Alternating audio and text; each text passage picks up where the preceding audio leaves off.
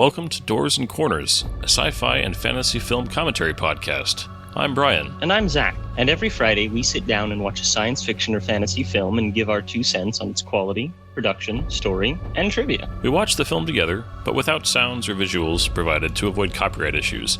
But if you do have access, we encourage you to join us and follow along. Here, we like to keep things casual, and there may be discussions of spoilers or sensitive materials or language. But we do try and keep things clean and family-friendly. Ultimately, the goal of this podcast is to create the experience of us all sitting down and watching this movie together. So get ready to hit that play button, because we're about to get started. Damn Doors and Corners, that's where they get you. Welcome back to Doors and Corners. I'm Brian. I'm Zach. And tonight we have a direct follow-up to last week, the original and the remake that we like to do occasionally, with the Jason Momoa 2011 Conan the Barbarian. That is correct. Conan the Barbarian, the reboot.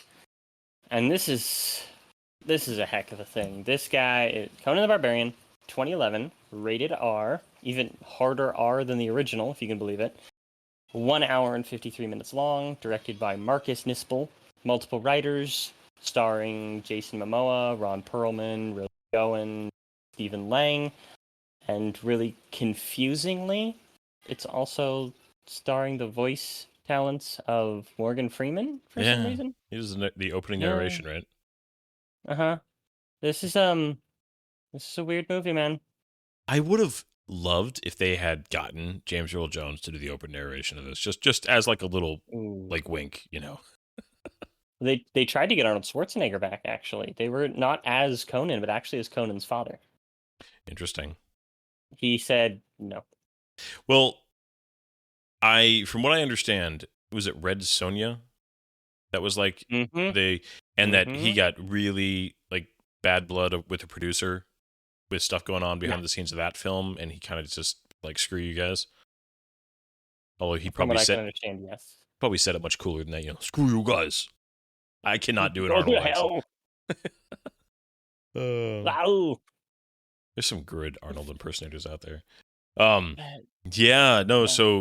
I did not see this in theaters. I did not watch any of this until very recently when Zach was like, we should do these 2 movies. One of them is good and one of them's really bad. And guess which one this one is? A really bad one. Oh, man. So this movie, I remember seeing previews for this movie, and Brian and I didn't really know each other at the time. We knew each other kind of peripherally. Well, not peripherally. We were friends by that time, right? 2011? Yeah, we were friends through Dan, but we had just kind of started to form our personal friendship. We were more in the same group than personal friends. Yeah. And so I remember seeing previews for this. I'd never read any of the Conan stories at that time. And I'd never seen the original. Or maybe I had. I actually don't think so. Actually, I think I had seen the original. Well, yeah, you were telling the story. I'd been a lot younger, and I thought it was, yeah, that's right. Because I thought it was not the best movie in the world. I thought it was just a dated 80s action thing, and I didn't really have the proper taste. And I thought this looked really cool, especially since Jason Momoa was just coming off of Stargate Atlantis. Yes. And I believe that this actually came out, because we were just discussing this, but I think that I was incorrect. Let me go ahead and just verify right now the premiere date of this movie. Let's see. Not 2111. That's not quite right. That's that's about 100 years into the future. Say that's a little ways away. Let's see. It came out on August 11th, 2011, which means that this came out just after Game of Thrones Season 1 aired.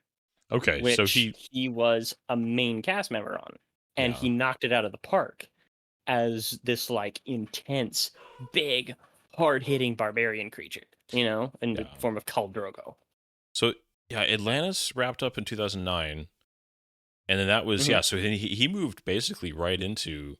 And he was in Baywatch also, wasn't he? That was his. He got his start in Baywatch. Yeah, then he did Atlantis after that. So running in slow motion down a beach. You know, as one does from time to time. As one does.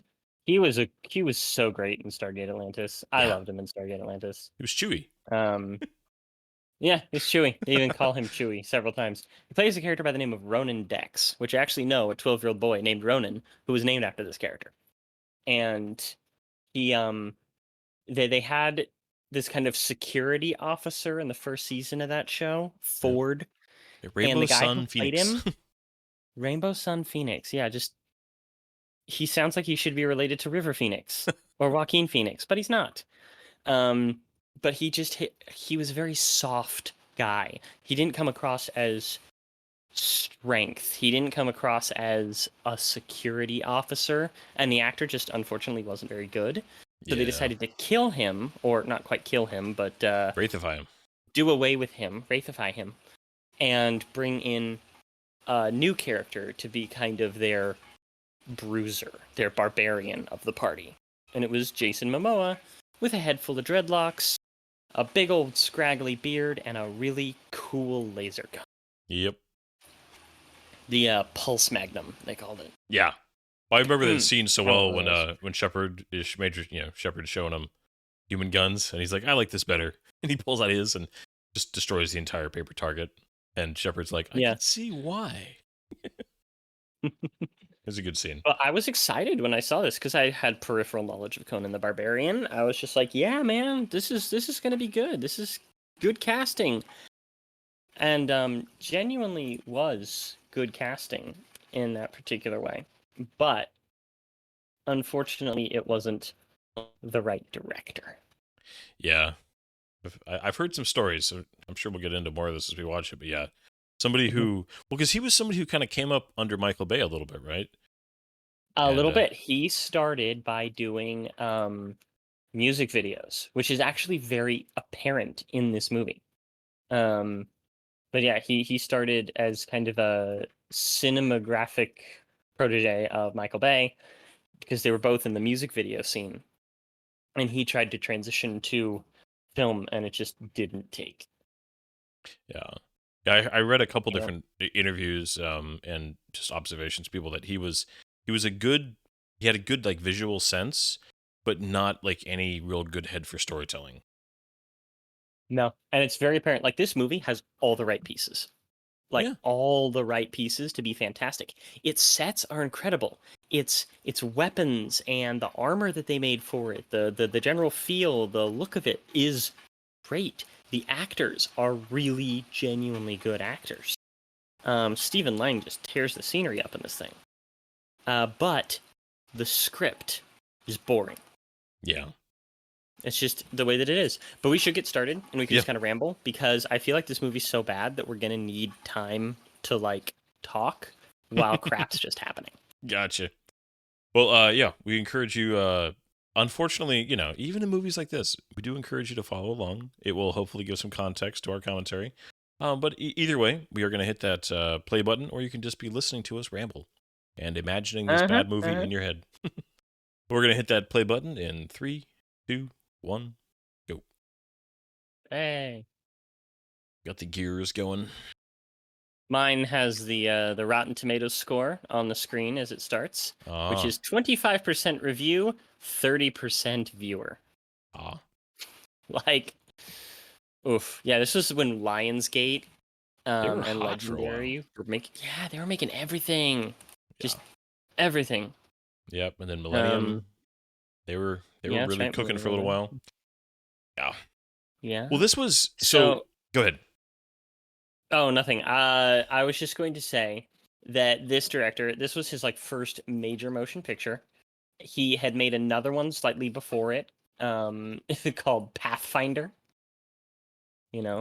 Carl Urban and playing a Viking, and it was also not very good. Yeah, I've never seen that one. I've seen it on Carl Urban's filmography and thought about watching it a few times, and I've just been like, yeah, I'm good. Because I like Carl Urban a lot, but it's all right. Yeah. Morgan Freeman. It's the voice of God right now. And I swear they just gave him a script to read, and he's just reading a paragraph into a microphone in his home, and he get $1 million. As they're just kind of explaining everything. Okay, magic mask. Yep. I do I do enjoy that they jump right into kind of the mythical object plotline here. Yeah. Because sometimes they kind of let it lead to her. This is clumsy, but it's forgivable clumsy if the movie is fun enough, right? Several movies do stuff like that. Avengers, a year after this, in the beginning there was the cube, right? Yeah. No, wait, that was the other one. That was Transformers. Yeah, But no, sorry, but I'm about to say Avengers. Thing about a cube. Yeah, I mean, Avengers had the Tesseract, but that's pretty fast. But yeah, you're right. Transformers definitely had that. Yeah, I see right off the bat. I'm just not I don't love the whole fulfilled prophecy thing. It is a trope in fantasy that I think is you have to be really careful with. Mm-hmm. And so we talked about this just in the Arnold one. That in the original creator of Conan, there was never a origin, and yet both of these movies just desperately want an origin. Okay, there's one thing about his origin that was in the comics, in the books. Okay. And that is correct here, is that Conan was born on a battlefield. Okay. Now, he never had any type of revenge plot concerning his father. His parents are never named. They're never said how they died or if they even are dead. It's just that when he was 15, he left home in Samaria to become a mercenary and a thief and a raider. But him being born on a battlefield is actually something that was in there. Okay. However, Howard hated magic. He loved using it, but it was always evil. It was always bad. And so he never did prophecy things. Conan was never a chosen one. In fact, his entire thing was destiny is his own to make. He is part of no prophecy. He is part of no control by magic or God. Hmm. Yep. I do love Ron Perlman so much. Oh, yeah. And, I will fully get on board with the idea of you're going to cast like the dad of a character like Conan, that Ron Perlman's a good guy to get. Oh, yeah. He was actually like one of their last choices, which is staggering to me. Their first choice was Arnold Schwarzenegger. They wanted him back. And then they also wanted, what was his name? Oh dear, it went right out of my head just now. The bad guy in Iron Man 2. Oh, yeah, he's not Russian. Mickey Rourke. Mickey Rourke. Yep. Yeah, Mickey Rourke, and there was a couple of other people that were there. But Ron Perlman had actually previously voiced Conan the Barbarian himself in a video game and an unreleased animated film. Hmm. So he was always a big fan of it. He liked it, and he was excited for it. Dolph Lundgren, that was the other one. Dolph Lundgren was who they tried to get for this guy. I mean, physically, I could have seen that. Yeah. Yeah. But it's funny. I watched a video of Quentin Tarantino on the Joe Rogan show talking about this movie and how they both they loved it and they hated it for a lot of the reasons I mentioned. They loved the feel of it. They loved the action, the armor, all of the like the costume design, the set design, even the cinematography is really good. The colors are really good in this movie. But they the writing is just trash. However, they loved the first 20 minutes of the movie. Yeah, and I watched that clip also. Act. Mm-hmm. Well, and I believe that this first act is one of the only part of the movie that like survived from the original script that was like set up, because then the director by kind of Brett Ratner. Yeah, but that there was like basically when the director wanted to start changing everything, this opening part they had to stick with because they already built all the sets and they already were kind of going where they wouldn't have had the money to change this, even though the director wanted to. And so this is kind of the only original part that was planned before the guy that did direct it came on and kind of started doing his thing. Marcus Nispel. He kind of stepped in and just, I don't know, man. He like destroyed. He sounded like a diva, where he was just like, I'm going to be the next big thing and I'm going to make this movie my way. And I think Brett Ratner would have done a better job. And that should mean a lot coming from me because I hate Brett Ratner as a director. Yeah, there's literally one film Brett Ratner's made that I genuinely enjoy. And it's a cliche to say this, I guess, but like the first Rush Hour, I actually do enjoy quite a bit. I find it entertaining. But I was gonna say it better be Rush Hour because I could understand if it was like Red Dragon or something because the acting in that was phenomenal, even if it wasn't the best movie in the world. No, it's just it's not like a phenomenal film, but I find the first Rush Hour to be just entertaining. Mm-hmm. Yeah, but he did the 2014 Hercules movie, and I hate that movie. Yeah, I've never seen that one either. That was so much. That was Dwayne, wasn't it? Yeah, Dwayne the Jock Ronson.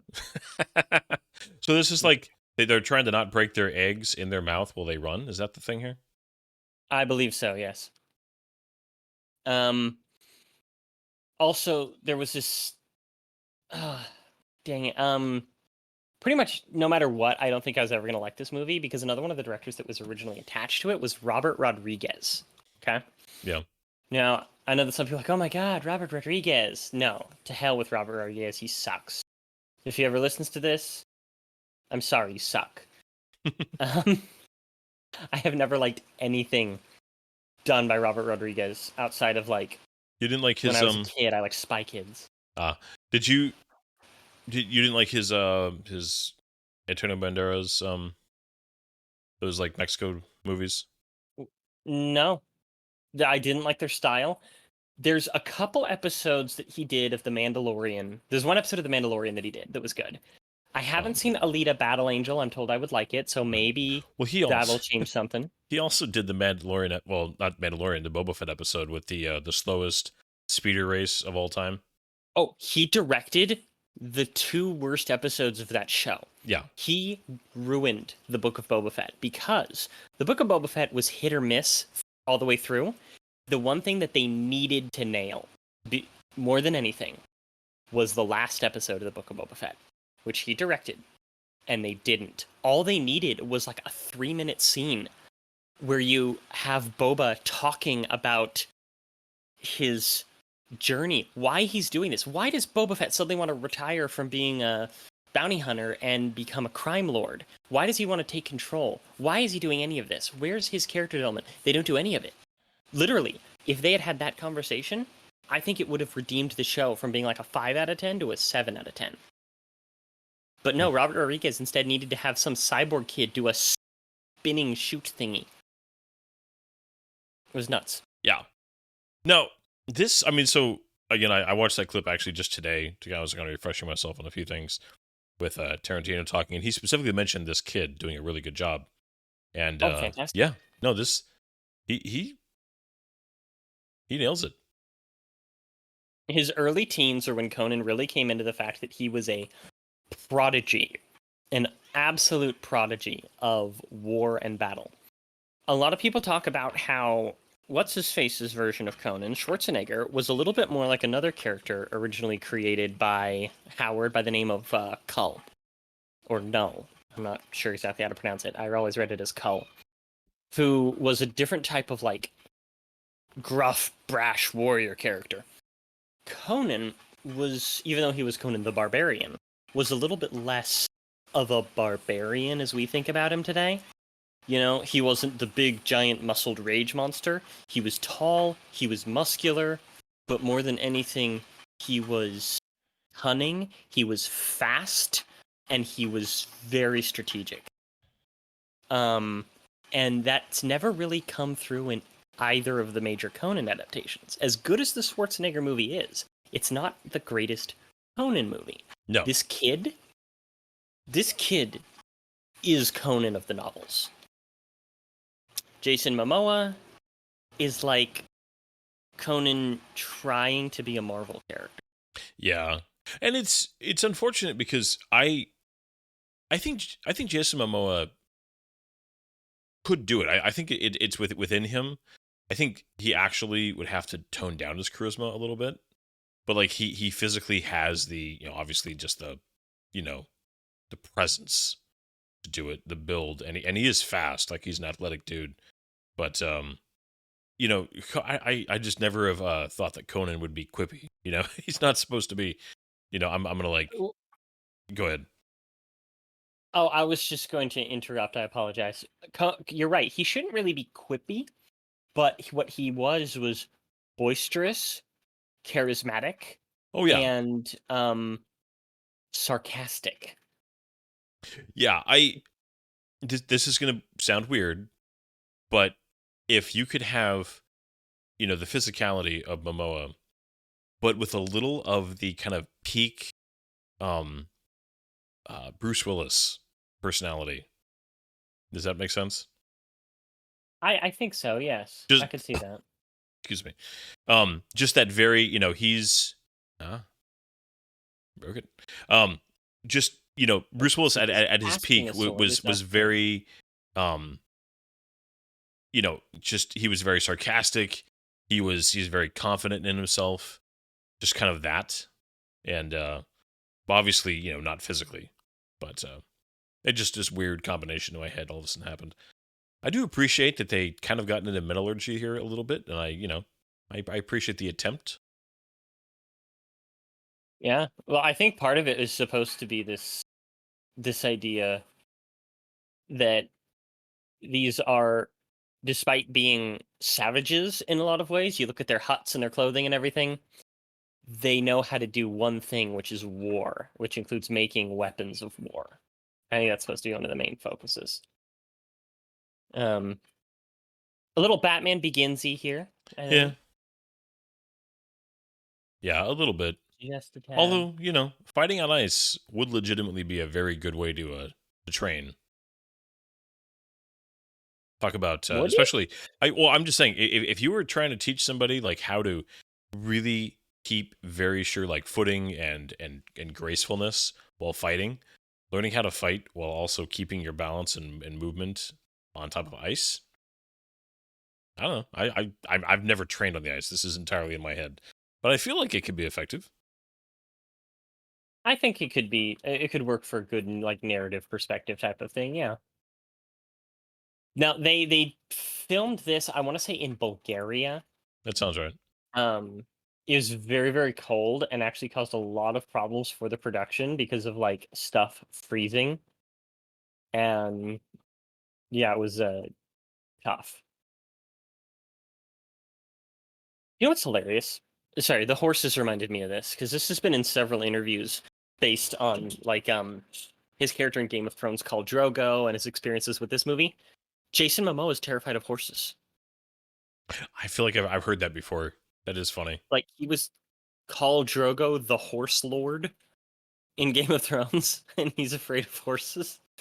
And so all the horse scenes in here either are like trickily filmed or used doubles, and yeah, just fantastic.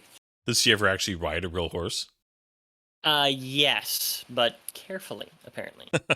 Nice. Now, this whole movie, but it's apparently most notable in this scene, is that all the weapons and the armor and stuff, they're not taken from other films, as is often done. They were all custom made for this movie in order to make it feel like the Iron Age properly, and very unique to its setting.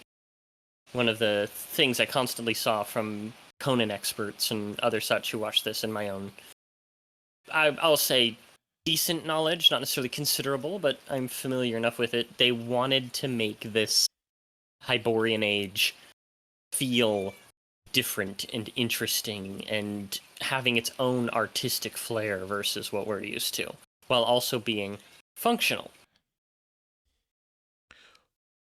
Now, these sharp-toothed guys... Sorry, yeah. continue. No, go ahead.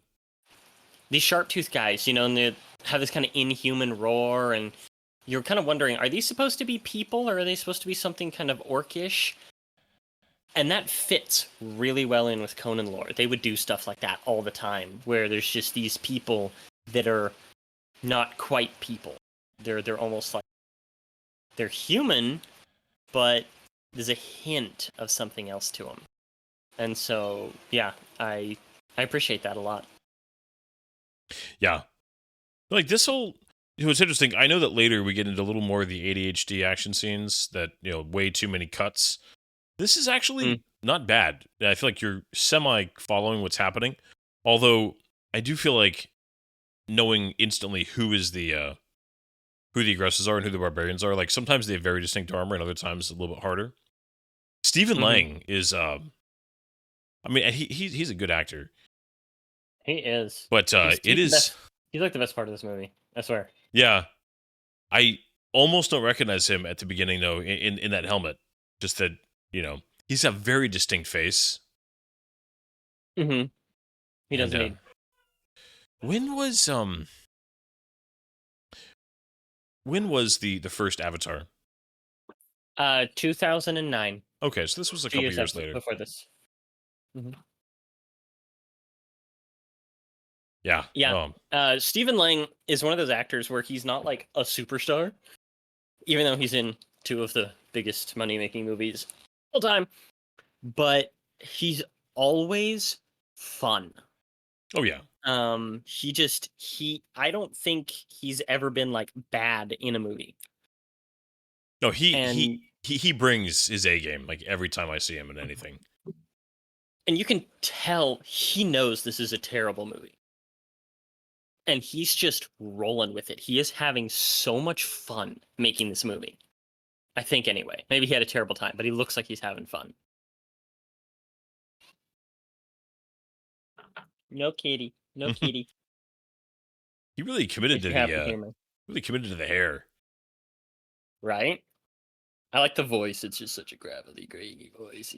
Well, yeah, you've got Judge Dredd almost, Yeah, you've got two epic voice actors here who just like, if you had Clancy Brown and Michael Ironside in this scene, you'd be all set.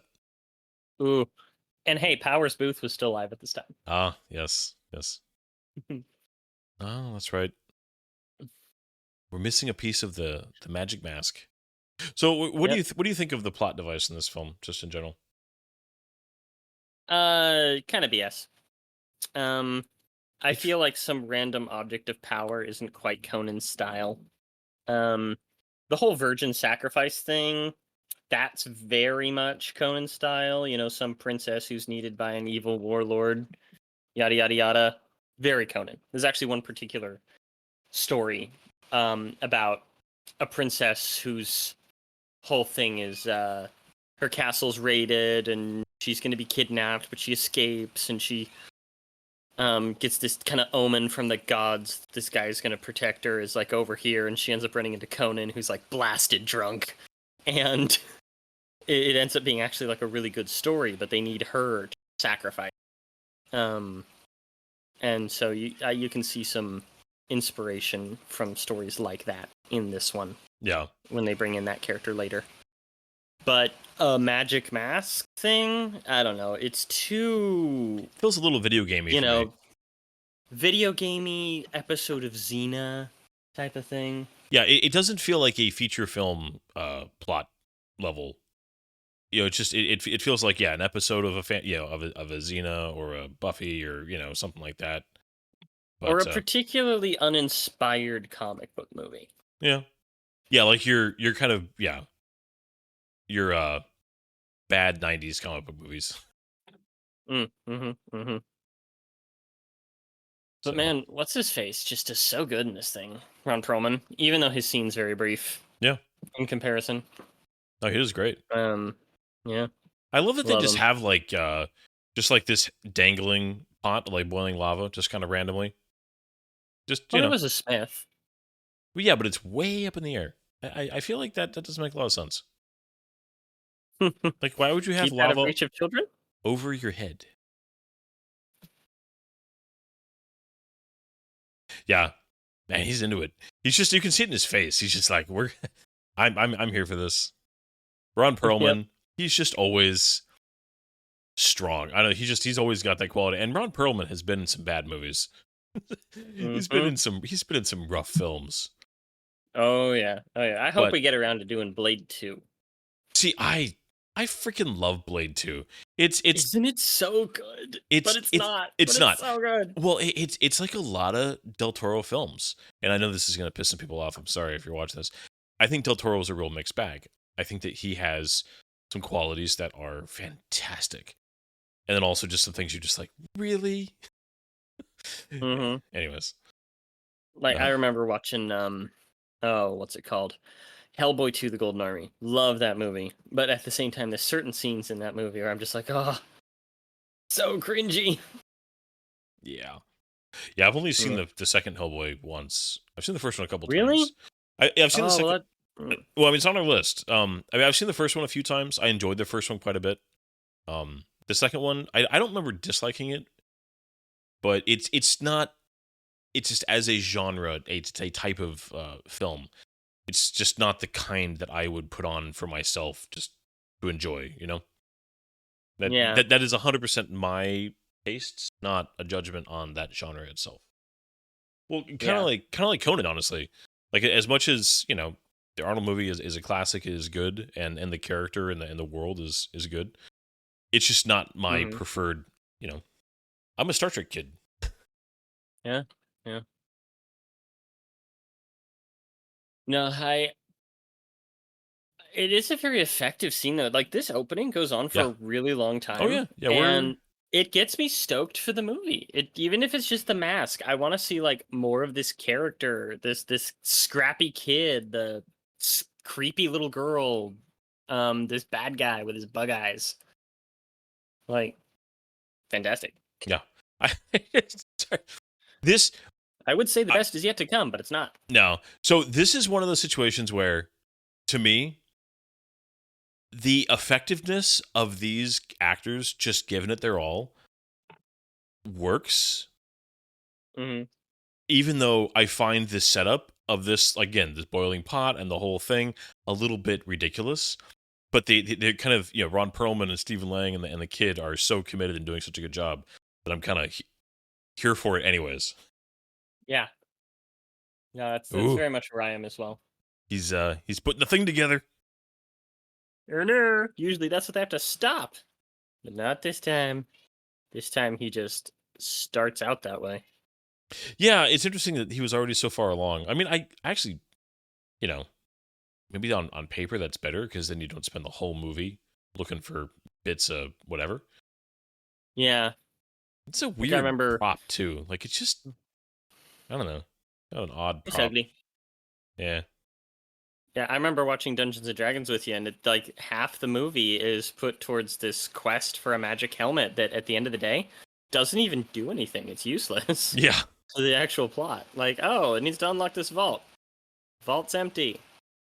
Why did we go on this huge long quest? Yeah. I don't know. Why did you? But see, and that is a situation where the because it's based on a game, the like wink and a nod to the realities of how games work is amazing. Versus if it was in a movie that was not trying to do that, it would have been just kind of ridiculous. Right. Yeah, this is not a good way to go. Yeah. I do feel like it would kill you pretty fast. Like, you probably wouldn't feel a whole lot. Nah. Well, I mean, a lot of people pointed out that, this is the exact same thing that they did with Game of Thrones. No, because in Game of Thrones, after the first season, the Golden Crown. Yeah, the Golden Crown. Like, the Golden Crown, that was symbolic and really actually kind of cool. I mean, especially for that character. It was very, I mean, the term poetic justice comes to mind. It was also just a well-shot scene. I mean, very intense. That actor, I forget his name, who played the Targaryen, right? Viserys. Yeah. Viserys Targaryen. He did a great job making you just despise him. Oh, yeah. That's one of the things that Game of Thrones always did well. Even in its crappy ending, they made it really easy to hate characters. Yeah. Yeah, so we're I mean, 26 minutes into this, buddy, and yeah. If the entire rest of the movie was this level, it wouldn't be like some kind of amazing gem. But it would still be solid. Yeah, because but unfortunately, yeah, it just gets worse from here. Yeah, I mean, so we almost have like a different film at this point because we just watched a film written and kind of set up by one team, and now we are transitioning into a film that's written and set up by a different creative lead. Significantly different, in fact. Yeah. So sand. I'm thinking of Anakin right now in my head. It just gets everywhere. That's sorry. Yeah. No, you're right. You're right. It's a great line. It's a great line. I mean, it's a terrible line, but it's in a terrible line. Here we have his little buddy. And this actor is another Game of Thrones alumni. Everybody needs a friend. Gets killed by the same character as Jason Momoa. What's that actor's name? He wasn't billed at top casting, even though he's been in like a lot of things. Yeah, he has. I mean, he's one of those character actors that pops up, and is usually kind of the fun, less intense friend, and usually does a pretty good job. But I don't remember his name. Hey, we're rolling rocks.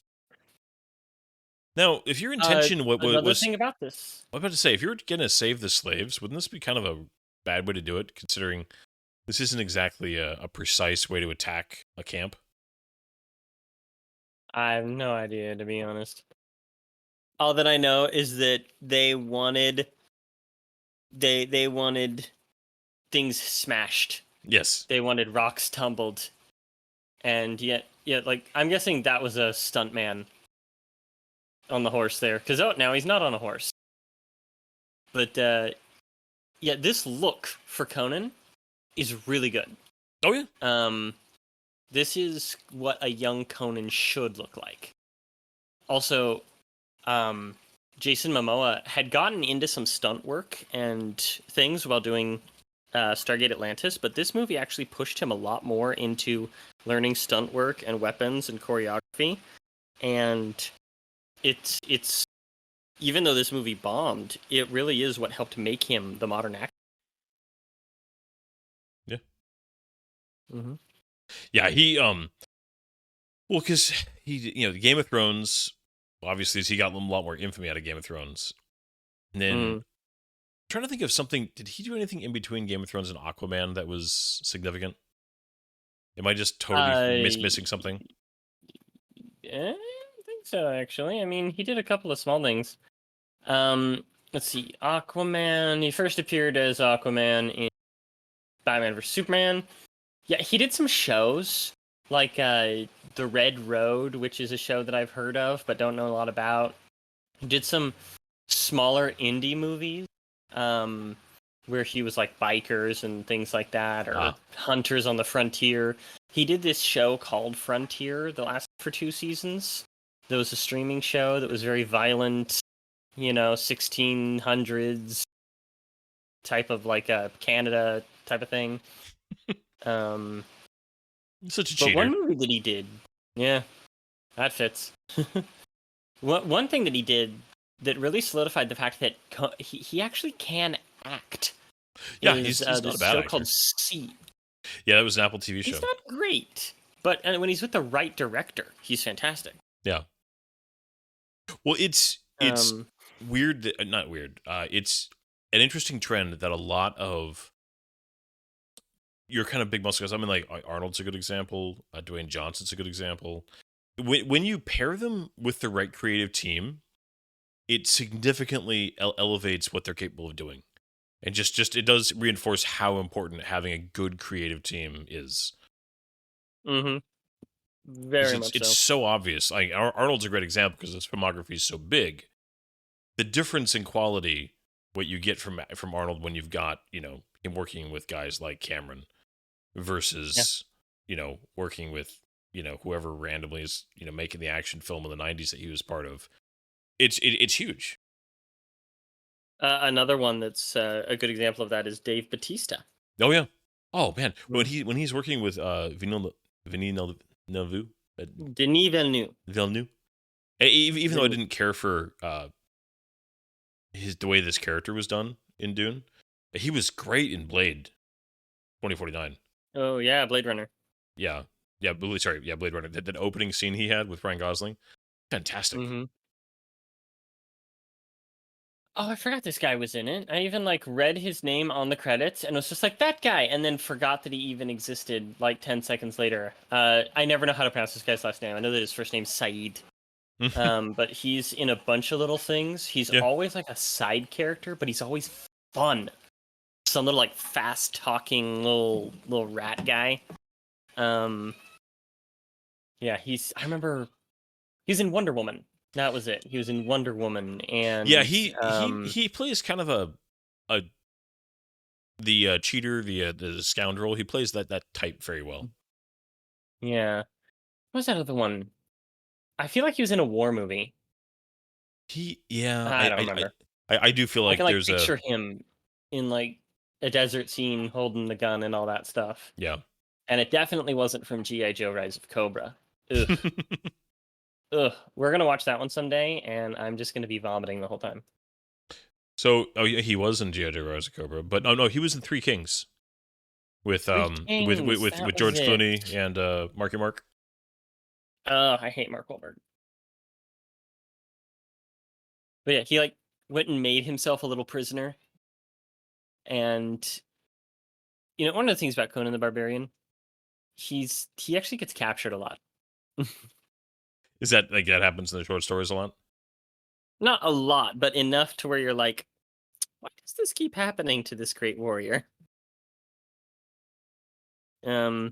Well, Conan books tend to begin where either A, he's doing something wrong, he's arrested, or he's running away from a battle, or he's drunk.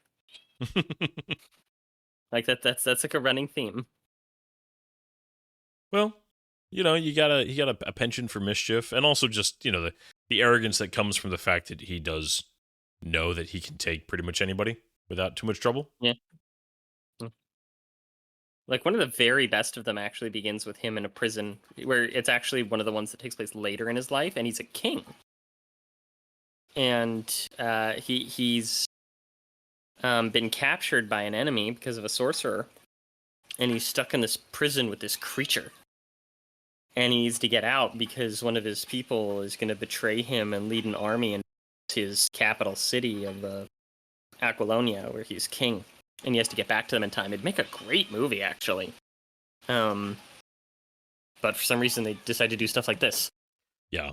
So I don't understand. Do you know the answer to this? Why do they not directly adapt any of the many stories that are written? I mean, there's so many short stories and novellas that exist for Conan.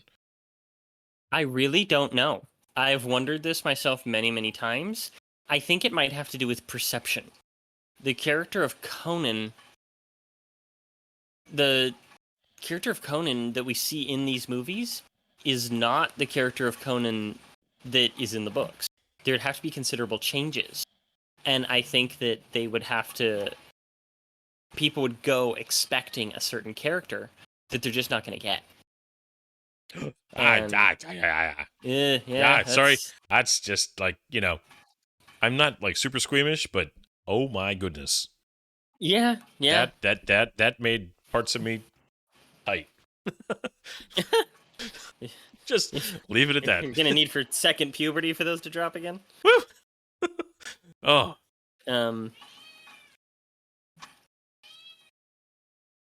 Oh gosh. Shadow Lord. Because it's I've heard a few times with Conan, the original kind of model that the creatives were looking at was the James Bond model, where you've got all these shorter stories, and you can just quickly adapt them. They can be movies that don't have a massive budget, and just go on, just have these adventures and just have this running series. And it's actually a really good model for how you do that. I mean, I know Bond has had its fair share of bad films, but still, it's here that when they had that to look at, and there's even producers who have talked about that being what they looked at when they were creating the entire film idea. Just why didn't you? And I know part of it is Conan the Destroyer just didn't do very well, and there was other it's hard to do that when your second film doesn't nail it. I mean, Bond was able to follow up Dr. No with From Russia with Love, which is even better. So it definitely does help to have that be what happens. But still, no, you're 100% correct, and I don't understand it either. But I don't know what goes into script writing entirely. I wish I knew, because again, I remember sitting there reading this one short story, which I should have looked it up ahead of time now that I'm thinking about it, because it was seriously just one of the best.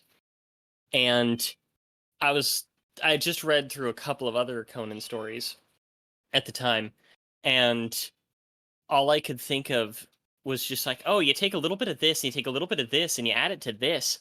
Like, man, you could make a fantastic movie and really show like good character development and stuff like that. In fact, I can't remember exactly what it was because it's been so long since I had read them, but for a moment I had thought of how you could do like a trilogy of movies that follows the life of Conan the Barbarian from youth to kinghood. Yeah. And then kind of move on with the franchise to other characters. But you know how it goes. Just memories fade, and I can't remember exactly what those were, but this movie doesn't even come close to it's how good Conan could be. Yeah.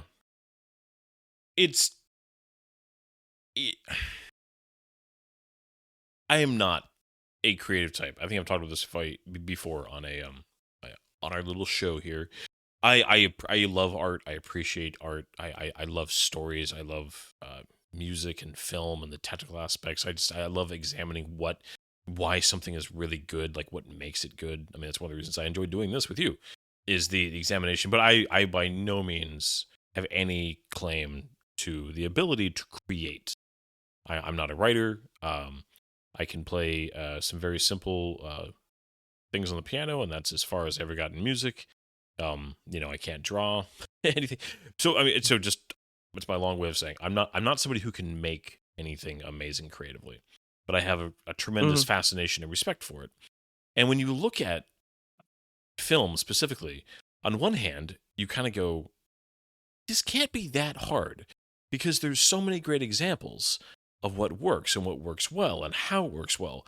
But at the same time, there are so many, many, many, many, many examples of it not being done well and it not working out, that you have to come to the conclusion that it's harder than it looks. And the reason why the greats are so great is because they make it look easy. Because, historically, people have shown many, many times that a really good epic, kind of adventure film, swords and sorcery, swords and sandals, kind of a thing, Gladiator and Ben-Hur and First Conan. I mean, there's great examples where people will show up and love this stuff. And you would think, why is it so hard to do when it seems straightforward? And again, that's where I know that as somebody who can't do it himself, it's easy for me to say, well, look, just do that. And it's not that simple. Yeah. But at the same time, if there's money on the line, if there's prestige and all these things that people enjoy doing that work in an industry on the line, why are there more attempts made by people who are good enough to do it well? Sorry, I was a super long rant. I'm sorry for that, but anyways, go ahead. No, I wholeheartedly agree, and this is an issue that I've heard brought up a lot in recent years, especially with like Star Wars and such. But it seems like things should be simpler. But there's this overarching formula that is what will reach the most audiences, that will give us the most money the fastest, and how do we make something that will appear to appeal to them. Yeah. And that tends to mess a lot of stuff up in that particular area. Because it's so weird though, because almost every amazing example out there didn't follow that formula, yet they keep following the formula thinking it's going to lead them to greatness again, when it historically almost never does. Yeah, I don't understand it either. But from my experiences with people in those type of corporate positions, their expertise is only on a corporate way of making money, which is the repetition of patterns, not like giving resources to someone small and visionary. That's a risk. That fails in venture business, where it kind of needs to be done in situations like this, but their job is to make money, not to make something creative. They have to pick the creative that will end up giving them the most money in return. Yeah. And so they end up making movies and things like this kind of by committee. Yeah. Like by studio notes. Which is just the worst. Yeah.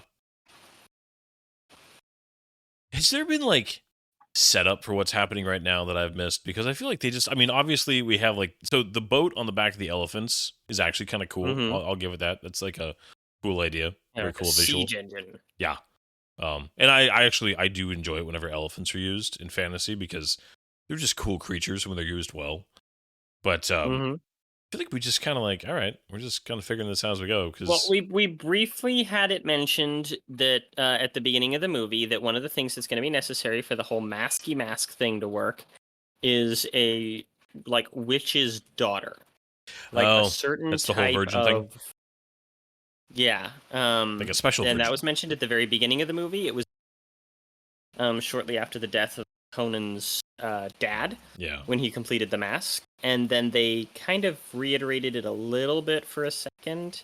We just were talking the whole time, and like the whole thing is that they're trying to find her. They introduced her briefly when she's at some sort of monastery, and then she had the dude sitting there like, "Oh, I see into your future, and there will be a you're looking for danger."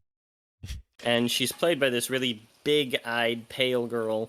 She's supposed to be she's the Bond girl for this one. Yeah. And I didn't know this, but she's actually a Star Trek alum from the 2009 Star Trek. She was the Orion who was or her playing roommate? Around with Kirk. Yes, Uhura's roommate. That's funny. And she actually has gone on to do other things that I didn't expect her. Like, I'm like, it's that chick. I didn't know she went on to do more than that. I didn't realize she was the Orion. But still. So I do feel like we literally changed countries here with this scenery. Like we went from like a desert beach in like Africa somewhere to like Northern Europe forest. Yeah, that's one of the things that was pointed out in several reviews, is that there's this massive inconsistency in area, which, if there'd been a little bit more explanation, like, okay, she's been captured by these guys, they're taking her along, and, now they need to go over to this area, and Conan's trapped them too, and because he's trying to undo the plans of this man who killed his father, because he wants vengeance. It's not very clear. It's all just set up so that way they could do fun action stuff, because this movie is unrelenting in its action, and it's actually pretty good action, but there's so much of it with such slim context that you don't really care. Like, there's some movies that just are nonstop action, but you're okay with it because they do enough around it to make you excited for it, but this isn't one of those movies. Yeah. It doesn't matter how good the action is. It doesn't matter how good it's... Well, it's just... meh. Yeah. You can tell this is a very Hollywood action scene. So also just like some of the things that are happening here, you can tell this is a series of like notes for things that should happen in an action scene. Yes. Flip the thing. Cut the horses off. Yes. The lady's got to be doing some cool stuff too, which is... They establish that she's done some stuff. Like, I actually really like the way that her character operates in this scene. They show her as competent, very much like the last Conan the Barbarian. They have this great respect for the capability of women without making them, like, big brutish. She's not doing the same things as him, but she's having just as much of an effect by being clever. Right. That's a way. I don't know how much you can hear my cat, but she is freaking out. Right. That was a really convenient chain. Wasn't it? That was, I mean, it was like waiting there for him. It was pretty cool, though. I dig it. Oh, no, it was cool. A big, thick chain like that would be awful to run into. That would just be like... whack.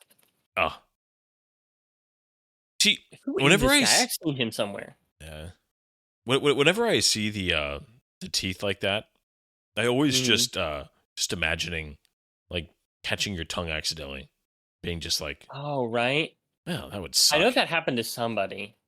I remember reading about something like that. The way he spins the sword is pretty cool. Yeah. Well, I mean, Momoa puts the work in, for sure. He didn't use it a lot, but even on Atlantis, remember, he had that sword he'd bust out every now and then? Just for fun. Oh, yeah. Yeah, with the He Wraith. was such a Worf. Oh, yeah, he totally was. I mean, the archetype was well established, but he did it very well. I mean, there's nothing wrong with... Speed the blood on my face. There's nothing wrong with going for an archetype if you do it well. Just the same thing with like a cliche is totally fine if it's well executed. Yeah. I do love this guy's just like, he just nopes out. He's just like, no, I'm not doing this. But like, having seen Momoa in a lot of things, that moment right there is just not great in the way that he delivers the lines. No. And it's sad. Yeah, I heard one reviewer was talking about this, and they were just saying that, you know, Arnold, the one thing Arnold really has is that he is one of those men who can just say kind of normal lines and have them be amazing. And there's not a lot of actors who can do that. Yeah. This is kind of, well, poor girls. Mm-hmm. This chick's creepy. She was one of the things that people bring up a lot as being a good part of this movie, and also just the villains in general. But yeah, she's creepy. Oh yeah. Rose McGowan is her name, the actress, and she's known for doing more like kind of like snooty British things, I think. At least that's what I associate her with. Yeah. Maybe I'm just totally wrong. She has a very snooty British profile picture on IMDb. Oh, she was in that freaking Planet Terror. She was the... Oh, was she with the gun leg? The gun leg. Oh my gosh, that's right. Oh, I saw that movie one time. I was just like, all right. Yeah. That movie. And she was in Death Proof, which was the other one to that. The character's name was Pam, so it couldn't have been any good. Well, Death Proof, I kind of thought was pretty good, but I also have a huge soft spot for Kurt Russell. Oh, who doesn't? Kurt Russell's amazing. Yeah. And I'm not a Tarantino worshiper. I think that he's got his flaws. But when he's good, he's good. He is, but I'm also just not a fan of him in general. Like, I like one or two of his movies. I can appreciate how good he is at what he does, but it doesn't mean that I have to like what he does. No, that's totally valid. I was curious to see what he would do if he was ever able to get his Star Trek movie off the ground, but I think it was a non-starter. Yeah, I was like curious, but also just not. The Joe Rogan... Go ahead. Sorry. No, go ahead. In the Joe Rogan podcast, they said, like, oh, would he ever do a Conan the Barbarian movie? He said that he thinks that he would like to, but he thinks that Robert Rodriguez should do it. Yeah. And I'm like... Well, he did say... Yeah, he did say if he did one, he was talking about basically doing, like, just a journey one. Like he wouldn't do, like, a big, like, quest. He would more like a road trip with Conan kind of film. Dude, yeah, well, that's what a lot of the short stories are like. It's like taking a road trip with Conan. There's one where literally you have this chick who was like a slave and she's being hunted by this bad guy, and she is running away, and she essentially gets attacked by what she thinks is like a swamp creature. And it's just Conan having a really bad day. And he like protects her, and they kind of road trip together. And it's not even like a sexual thing, which tended to happen. But it's goopy. Yep. They're definitely not afraid of the blood in this movie. No, not at all. Or the boobs. Nope. Already many, many boobs. Yep. But stuff like this, that doesn't feel like a bunch of CG soldiers. That actually feels like there's a bunch of people there. Yeah. This doesn't feel like there's a bunch of green screen things, and I really appreciate that. Oh, there's a feel of there really is. There's a feel of quality here. They put the work in. They went and shot on locations. They made the armor. They put the work in. It's just okay. Yeah. Do you know what I feel like you could do? I feel like you could redub this movie and make it a good movie. Like, I don't think any of it has to do with the acting or the action or the scripts. I genuinely think that if somebody really wanted to, they could watch this movie so many times, they could just add new dialogue to it, and it would come out fantastic. I don't think it would be a great movie, but I think you could make it a very improved film. A fun movie. Yeah. I think you would make it into a solid kind of B+ level, adventure movie. You almost would have to kind of not make it Conan either. Just make it a kind of just an original adventure film. Yeah, I could see that. I'd probably have to make it a Conan movie because I just kind of have to. Yeah. Because it's where I would start. I would try and find a story that fits a little bit of this, and then and then kind of work backwards. Yeah. I do think, and I mean, this is also looking back. This is 2011. We're in 2024 now.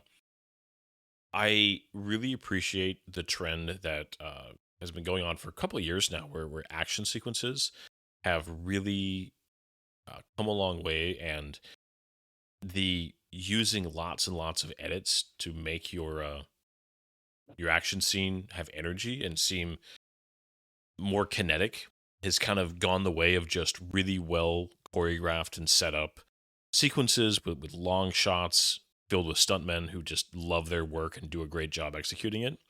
I heard that referred to as the Winter Soldier effect. I mean, yeah, and I mean John Wick obviously a huge part of that. I'm not sure who the stunt team behind the Marvel stuff, but I mean they're a good team, and I think that it's, and no, to be fair, there are a lot of films that were kind of part of the birth of the really heavy edited action scenes. The Bourne movies are a big example of that, and I love those films. But I will take a well executed, long wide shot of good stuntmen doing their thing over a we're going to show 5 cuts to show one sword swing because it makes it cool. Mm-hmm. And in this movie, it's definitely not it's not Taken 3 level examples of that kind of editing, but it's definitely in that direction. Well, there's a couple scenes that are like really good takes that are like 3, even 4 seconds long of solid action choreography. And then you just have and it's just really strange. Remo, that's the character's name. I'm gonna look for Remo. Yeah. And then you just have this whole thing that just feels like I get what they're going for in order to make it like really uncomfortable. That like, yes, this is the bad guy, and there's something vaguely incestuous going on here. But it's like it helps add to the ick. Yeah. Which, a good villain can have some ick. Well, you don't need a redeeming quality on the villain. Because you can just have him actually... Yeah. There's no sympathy here. It's just, he's just a villain. I'm really happy when we need more villains these days that don't have redeeming qualities, or there's some sort of like redemptive quality to them. Sometimes we just need bad, evil villains. Yeah. Well, and the thing is too, there are, gosh, the psychology person in me wants to be like, well, there's actually no human being that has no kind of depth or reason as to why they ended up where they did. But eventually you hit a point where they're just evil, where they're just bad dudes who just wanted power. They were just selfish or, power hungry or, greed, whatever. Just, you get to the point where they're just, the reasons as to why are so far in the past and so kind of inconsequential at a certain point in the story, but they just need to be stopped. You don't need to be analyze them. You don't need to go back and try to figure out why. They just are bad people that need to be stopped and killed. Yeah, wholeheartedly agree. Yeah. And but in a fantasy, especially, in a fantasy, especially, I love when the villain is just evil. Yeah. Like if you're gonna have an antagonist who is kind of redemptive in some ways, okay, fine, let's do that. But I like it when they're just bad. Yeah. So some of the angles they're shooting Stephen Lang at in this film, though, some of the angles you're choosing for his face and his hair and everything, I'm immediately going, I want to see him play kind of an evil dark elf. So I think he could have a fantastic face for it. He's on my list of people that I would kill to play a Sith Lord. Ooh, he'd be good at that too. I have a very short list, including Stephen Lang and what's his name? He was Kang in Quantumania. All the stuff surrounding him. Yeah. Jonathan Majors. Yeah. Jonathan Majors would be an incredible Sith Lord. And oh my gosh. Oh dear. She was the female lead in the first Tom Cruise Jack Reacher movie. Oh. Yeah. Yeah. I know. I can picture her face. I don't know what she's. Yeah, I don't remember her name. Sorry. Like her as some sort of evil, manipulative Dark Jedi, Rosamund Pike. Yeah. Very different feel from all the others that we've seen. I think she's a great choice. I mean, did you see Gone Girl? Parts of it, but that's one of the things that made me think of it. Yeah, she is. I mean, when they turn in that film and you really get to see her like full evil, she nails it. She's good at it. You mix the witchy vibes that you get from her character in Wheel of Time, Moraine Damodred. Yeah. But we're supposed to be talking about Conan, and instead we're talking about. Well, there's not really anything going on. Oh, that's a bad green screen shot. Yeah. This guy his veneers are showing a little. Yeah, you can see that the kind of the gray green up in his gum line. It's a little nasty. Still distracting. So he's gonna get a ballista going here. Oh, nice. He's gonna give him a very clear message. Yeah. So sorry. This is very Conan the Barbarian to me, even though this isn't anything you would see in the actual stories. In a modern interpretation of Conan, I buy it. Though with all their love of blood, I'm surprised that it didn't just, like, blurt. Yeah. Got the message. Oh, man. Yeah. He loves shoving things in people's mouth. Yep. Not like I mean, yeah, that, from what I understand, that move does seem very Conan, though. Just the idea of, like, it's just so kind of belligerent. Just.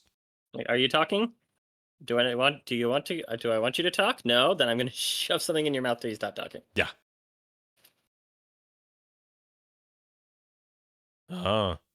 She smelled the pure blood. Now, as much as it is a very real part of a lot of mythology and a lot of the types of stories told, I've always found the whole, virgin story tropes also to be just inherently, especially maybe it's because I'm a dad with daughters. It's just something that I always find disturbing. Well, I'll be honest with you. I actually don't know if that is the case for this particular plot point. Really? I might have actually just said that because it's a thing that pops up in a lot of old fantasy stuff. It definitely is a trope. It's the pure blood chick. Oh, because she's like a descendant of like the right person, right? Yeah. So she might. Who knows? She might be a total slut. Whatever. I was thinking about. Oh my gosh! Do you know what movie we should do? The Scorpion King. I mean, okay. That one's got the virgin thing to it. Yeah. Except that it's a farce. They reveal at the end she just would say that to keep people like who value her power from touching her. And so it was like a fun little switch of that old trope. And yeah, I don't know. I remember this was like a trailer shot. It was like a big, end of the trailer thing to show, ooh, there's actual like magic here, because this shot, that's the glory shot, you know. One of the reviews I said they're just like they hated this scene because they felt like they didn't like the sets or the feel. They thought that it felt almost like you're watching a stage production in like Universal Studios, kind of like the Waterworld thing, but Conan flavored. And I don't know, I don't agree. There's a little bit of chintziness to the set that could lend to that, but overall, it's not a bad sequence. No. It's like there's a lot of cuts, but no more than average, I would say. It's not overly cutty. Yeah, there's that, but right away what jumped out to me was that there's multiple times where they show clearly them cutting his back, and then when he turns, there's not a mark there, which bugs me a little bit. Very true. For a movie that is trying, working so hard to kind of show all the impacts. But no, right. I mean, like right there, his back is. There's not even a mark on his back. Yeah, there's not a single mark on his back. It is interesting. I mean, the transition between obviously we got some stunt guys here, and some makeup, and then the composition's not bad. Like the effects work is actually pretty good. Yeah, there's a couple scenes that I was just like, don't like the effects there, but there's certain scenes where I'm like, oh, that's where their budget went. Yeah, well, they did a good job where they picked the design of these guys to be, something that's easy to do with the CG of the era. Because, I mean, 2011, CG has definitely, come a long way. But these guys, the texture and the color is simple enough that they can do a pretty good job going back and forth. Yeah, I mean, and not every shot is great. But, and I mean, at this point, too, sand effects have almost become easy. And it was like programs that just do it at this point with almost very little work. Yeah, no, it's true. I love that scene of Lang there, Stephen Lang, just the indignance. And he looks like wiry in this almost emaciated way, but also in a scary way. Yeah. Well, I like that. I also just, with a hint of just kind of annoyance, that this is taking too long. Yeah. It is a long action sequence, too. Yeah. Okay, I have a game for you. This movie was made for $90 million. Okay. How much money do you think it made back? Or how much money do you think it made? Well, I know worldwide it made just shy of 50? It was like 48 worldwide? 63. 63? Okay. 63. Maybe it was domestic I was thinking of. But yeah, I know it didn't even make back its budget, not even close.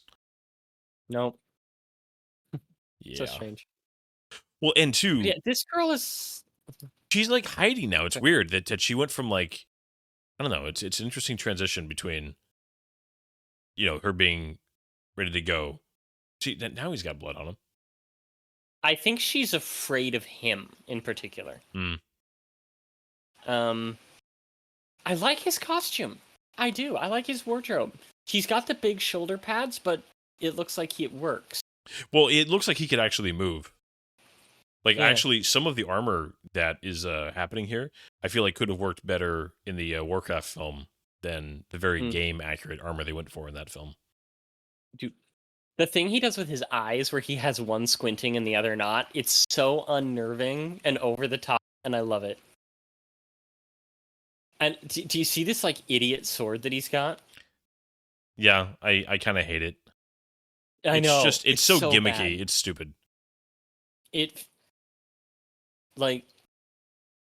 I would love the idea if they based it off of the those Japanese joint swords, or maybe Korean joint swords. Have you seen those?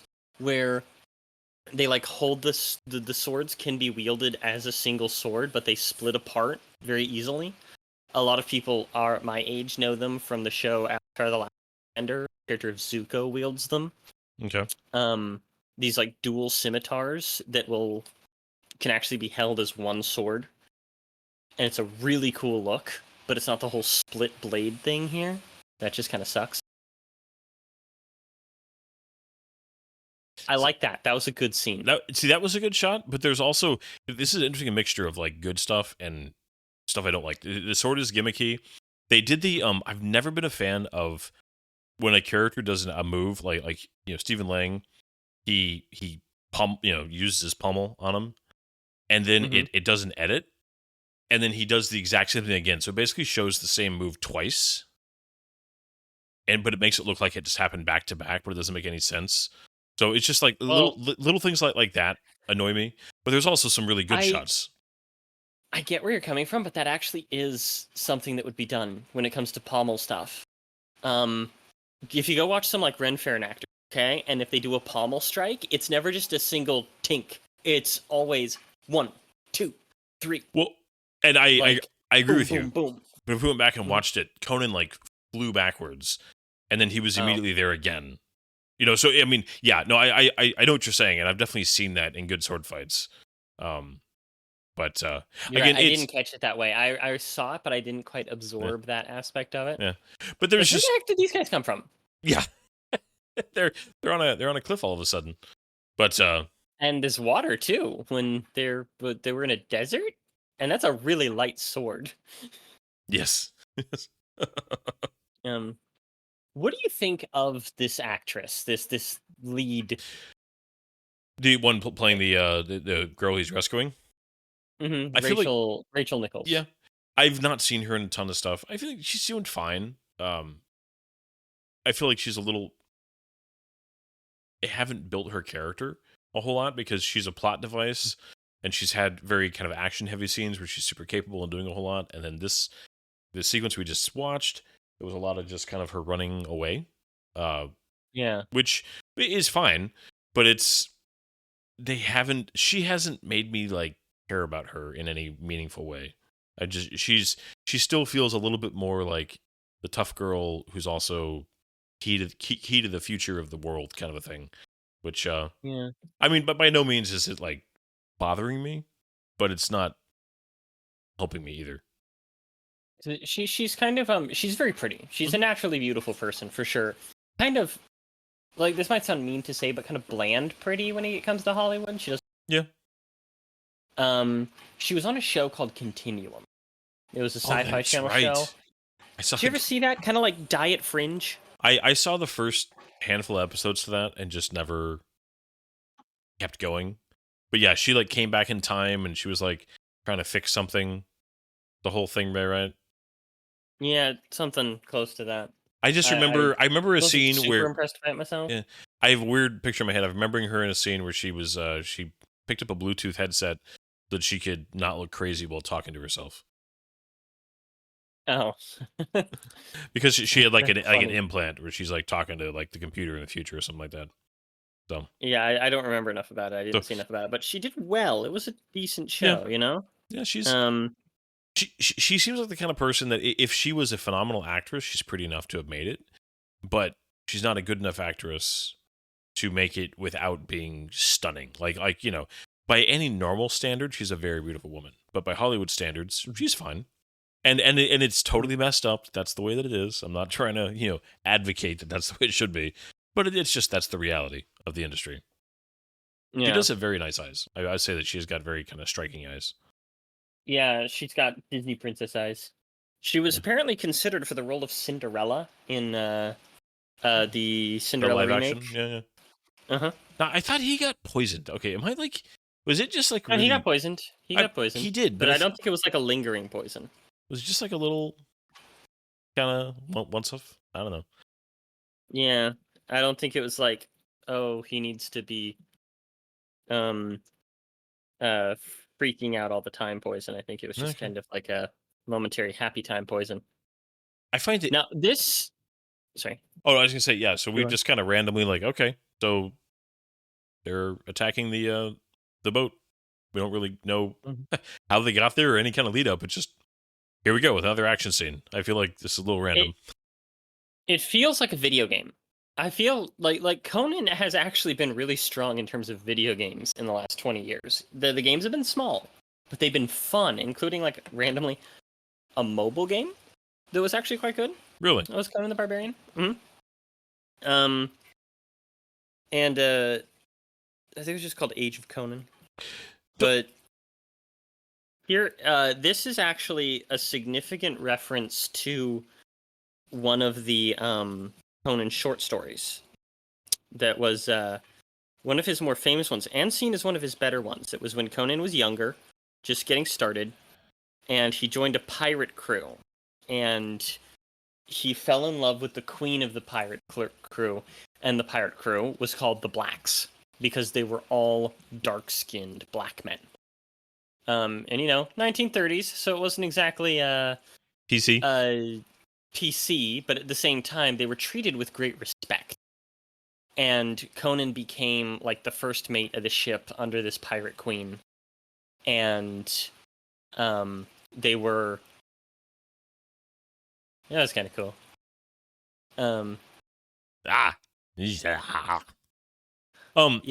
just I don't know. Yeah, it's kind of nice to see that there's some reference, Yeah, but I do feel like this was like an action scene because they just needed another action scene that fast. Like we just finished the last one. We had they should be having some sort of like funny character building, heart to heart, maybe a little bit of plot exposition between these two, so we believe that they want to bone each other. Yeah. Not that they love each other, but just enough that they want to bone. Well, the two attractive people in a movie, that's what you do. Exactly. How would she Male see lead, female lead? With that helmet on? She's like an archer, but her eyes are completely covered by that helmet. I'd have to see it again. I wasn't paying close enough attention. I mean, it probably slid down, but it was just funny that, she's like this archer, and she has a helmet that just completely covers her eyes. Maybe it's like those weird things that they wear at the Olympics to kind of help them see, like at the little blind sight. Yeah. They're celebrating too early. Something bad's about to happen. I don't remember. Is that really it? Did they just have that action sequence just to have an action sequence? Yeah, that's it.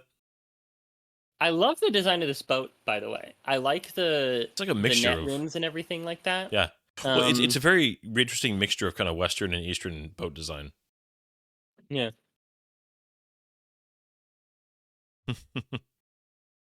Who's got to swing around a little bit. I can't remember what else I've seen this actor in. At first, I thought he was the guy from the Eternals, the black guy. Yeah. But I know that I've seen him in something else. He's been in a ton of stuff. Last Legion. Actually, it's funny. He was in Cinderella. That's right. Yeah, he was because I watched that recently with my wife. We watched a couple of the Disney remakes just for kicks and chisels. Yeah, Noso Anozi. He's there's something about him. He always seems so genuine in any movie that he's in. Oh yeah. Well, he's so fun. He's got very genuine eyes, if that makes sense. Just they just give him a sense of that what he's feeling is real. What he's portraying is real. It gives him an authenticity in his roles, and it's just something about his eyes. I don't know how else to describe it. That was it. He was Samson. In the Bible miniseries, he was Samson. No, I don't he think I did ever saw a great that. job. I know a lot of people got mad. Oh, why are they? Samson's always been portrayed as a Middle Eastern or a white guy, and they're but nah, he had a thing to him. He brought it. Well, here you go. See? Oh, they're making out already? Why? Where's your chemistry? They just had a good fight on a boat, and this is how you unwind after the fight on the boat. There is something to that, but no, not narratively. Well, I mean, Conan was, he was a very He was a ladies' man, right? Oh, dude, so much. Wait, are they? Oh, they're going for it. Oh, yeah. Like, I thought it was just going to be like a kiss, but nope. No. We got full boobage. Honestly, I didn't even notice for a second. This always seemed like such an awkward sex scene. Like, in all the times that I've seen it, it feels weird. Well, they're literally in the hay with two. It's a little. Oh, and there's this. Okay, what is this random cabin that they found? Like, what is this? Yeah. It's just like so they got off the boat to go find the cabin to have a little, Well, they got off the boat because they're gonna go and figure out this whole like. Yeah. But first, we literally mystery. find like a European style cabin in this like cave, perfectly just sitting there, just waiting for us to enjoy it, and then we're gonna continue on our quest. It's just like, okay, it's just again, like, it's that's really convenient. I'm glad that worked out for you. This is definitely one of those scripts that could have everybody here's some Momo's butt. I mean, I don't even know if it's like a script issue so much as it's just like a production, because the production design is so good, but in some areas, but then in stuff like this, it's just like random cabin.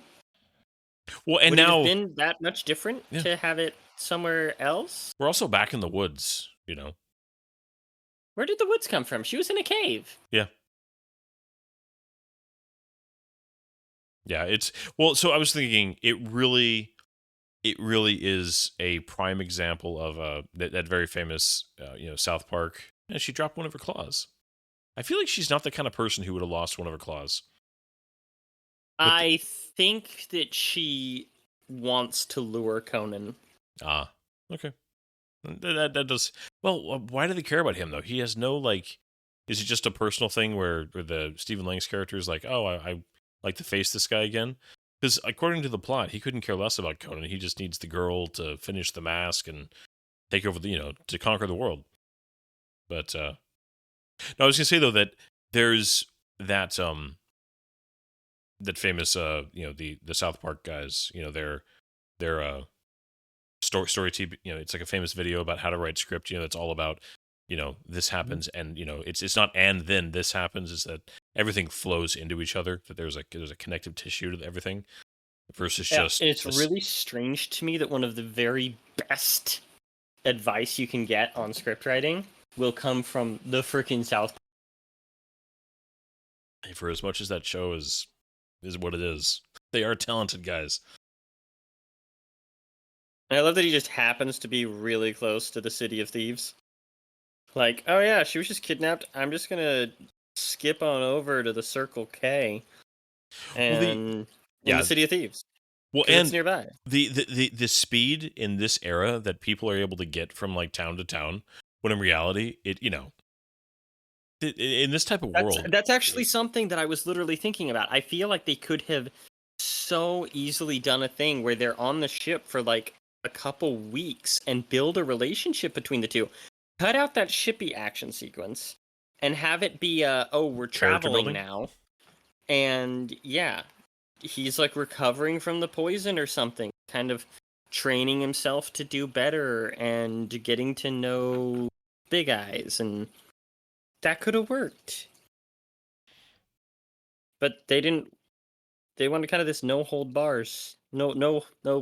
What's that phrase? No holds barred. That. No holes barred. That's a different kind of film. It very much is. Oh gosh. Oh man. So that's a. I think I just thought of a D&D character. Oh man. I love the very cliche. So he goes to the City of Thieves. And he's got armor all of a sudden. That's nice, right? Yeah. He just Conan would wanted actually some armor shoulder up guards. a lot. Yeah. Well, I don't mind the armor. It's just full helm and plate. Yeah, I don't mind. It's just funny that he's like he went to the same store as the villain for his shoulder guards. I mean, if you're kind of geocentric to where the villain's from, I would buy that. Yeah. Nope. We got to do some I love the the costume design is honestly kind of cool though. I mean, again, I was just making fun of the fact that it's the same, which again, you're right, it makes sense. But the costume design is pretty good. I do like the fact too that like that brief scene in the City of Thieves there, that it was like dirty. It was genuinely, like we were talking about this with the Arnold movie too. It had a genuine like just grimy feel to it.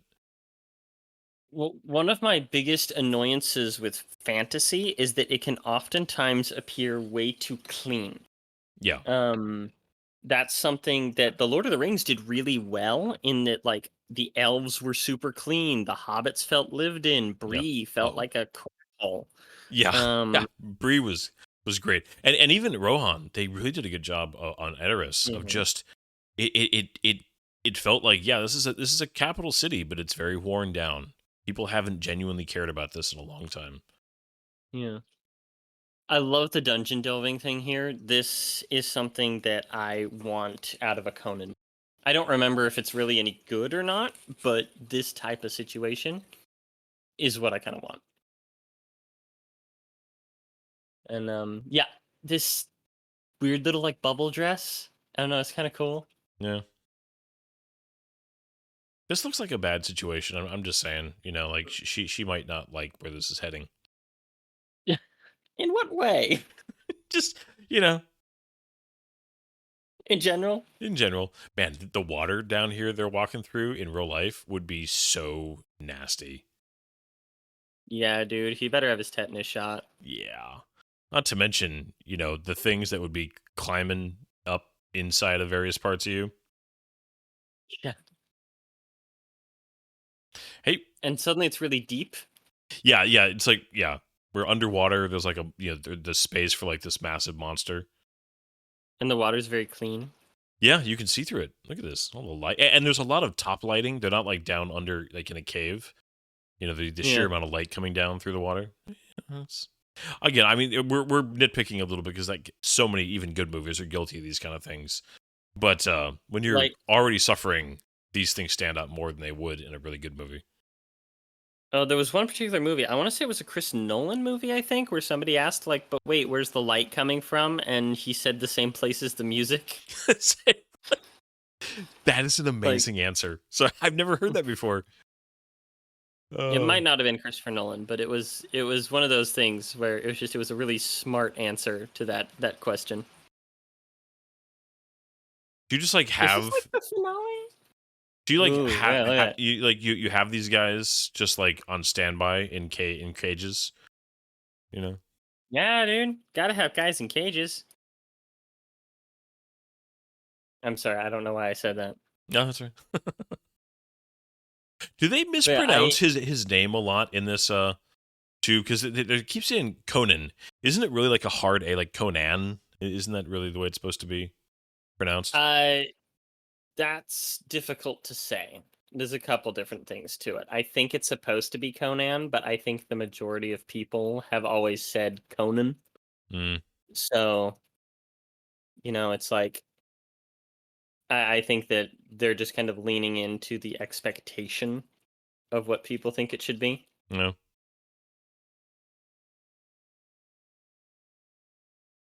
This dude is he's getting into it. Whoever is playing like the keeper, the dude who's like manipulating the cages. He's into it. He's having a good time. Oh, there's a couple of guys like that. And again, I genuinely think that comes from the director's background in music videos, because a lot of the times your lead is kind of focusing on what they need to do, but you'll have the you'll have these background characters. You'll have these just little extras standing around that they'll then do an extra shot on in the middle of a music video to really convey the emotion of what's going on in the scene. And I think that's something that this guy actually does well, because it's been used several times quite effectively, of just these little random dudes just kind of screaming their hearts out and being crazy barbarians and battle cries, and it works really well. I think it's such a strange movie. Yeah, this is an interesting fight sequence too, where they're just I don't know. It's well, I was about to say this shouldn't be very bright in here, but in some ways I wish it was lit a little better. But also too, just Yeah. this. Yeah, it's overly edited. I'm just. Yeah, because there were a couple scenes there at the beginning that were pretty good, but with these punches, it's just a little too choppy. When you're kind of cutting away just before the fist hits, so that you don't see the impact to cover not great acting stunt work, it's sad. Yeah. This does seem to be kind of the proper end for him. Yeah. This is a way that I like it. But again, this should be a video game. You've even had bosses at the end of each of them. How did his torso pop up? Like it was like gravity. It was like popped up, like it was like squeezed, and a little bit of a. It's just weird. So maybe it was just the momentum of the squid's strength, kind of like if you squeezed a candy bar underwater, the top of it would pop up. Maybe. But oh no, wait, he had a chain attached to him. So now we are. Oh, that's right. He had a chain attached to him, right. And so it pulled him up by his neck. Wait a minute. So they're now they're leaving. Well, yeah, because they took a secret route into the bad guy's castle. Yeah, but now the bad guys are leaving the castle because they got to go to the nice little. They got to go to the special. It looks like an ape skull ceremony place with the with the water coming out of its mouth. It's cool. And this castle looks kind of Indian, like kind of India inspired, which I appreciate. Yeah. Because you've had this kind of Viking thing there at the beginning. You had some Middle Eastern stuff. I like fantasy worlds that let you kind of feel distant. Yeah. I mean, they felt a lot of distance just by walking off of the beach and then into a cave and then into a forest. But within like a 5-minute walk of each other. Yeah. Conan got to this cave really fast. There's no guards. It wasn't that far, and he's a spry guy. I'm sure that he jogs. His cardio's good. He's got his cardio. Ooh. Yeah. So this now has a little bit of almost like a Temple of Doom feel to it. It does. Conan, there's a ring on a pedestal. Jason Momoa, there's a ring on a pedestal. Walk through it. Maybe you'll go to the Andromeda. Pegasus Galaxy. Oh gosh. That's a Stargate reference, for those of you who don't know, because I'm obsessed with Stargate.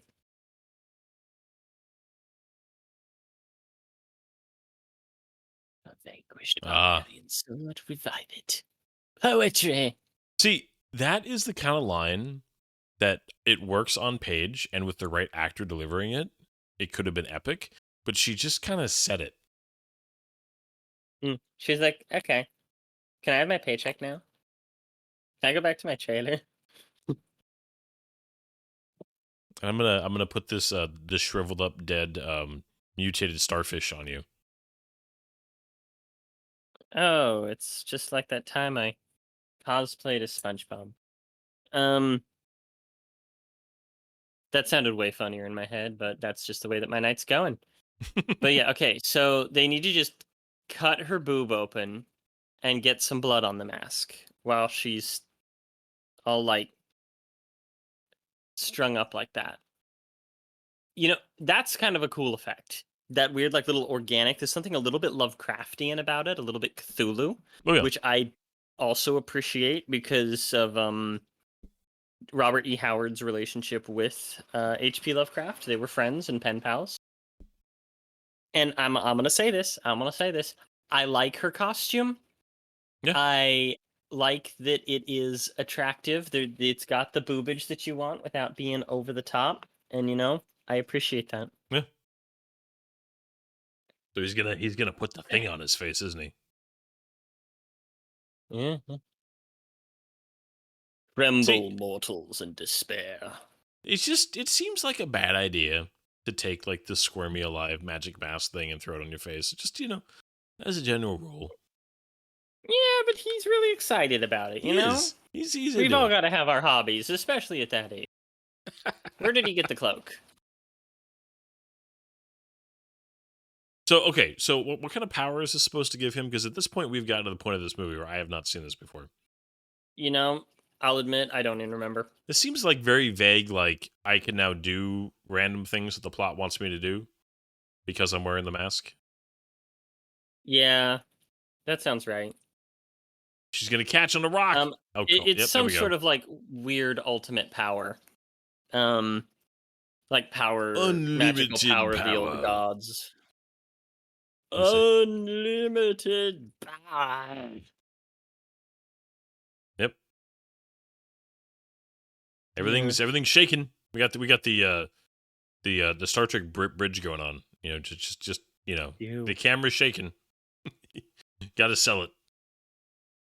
So so he's got the mask on, but is he gonna fight better now, or be able to take hits better now, or like what's gonna happen? Like I'm waiting now for the. I'm assuming that not a whole lot's really gonna change. Like he got the magic mask, he got the the MacGuffin, and now I think it gives what? him a really good ability to like summon starfish.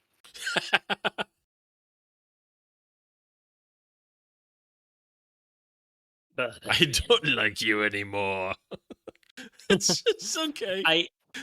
I do kind of like this general set piece. It's ridiculous, but like them standing on the ring as it's falling with the chick beneath them, I'm like, that's fun. It is fun. It's ridiculous, but it is also, I mean, it's creative. I also put it that way. I do think that they're, again, it's another like hanging. You know? I like weird plays with physics when it comes to fight scenes. I think that they're fun. Like the first Captain America when they do the whole G thing during the final battle. Yeah. I'm like, yes, give me more of that. Screw physics. Yeah. And then, I especially appreciate later that they actually pointed out so well with Peter Parker. I think does not obey the laws of physics at all. How does this thing work? Yeah. Magic. So again here, I'm just like, so all I can tell is that the world is shaking a lot all of a sudden.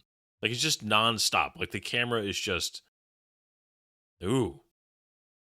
And there's we got like a chasm here. We got big chasm, some kind of a chasm. Big chasm. Yeah, and I'm assuming bad things come out of this place because it's glowing red at the bottom, and that's always bad.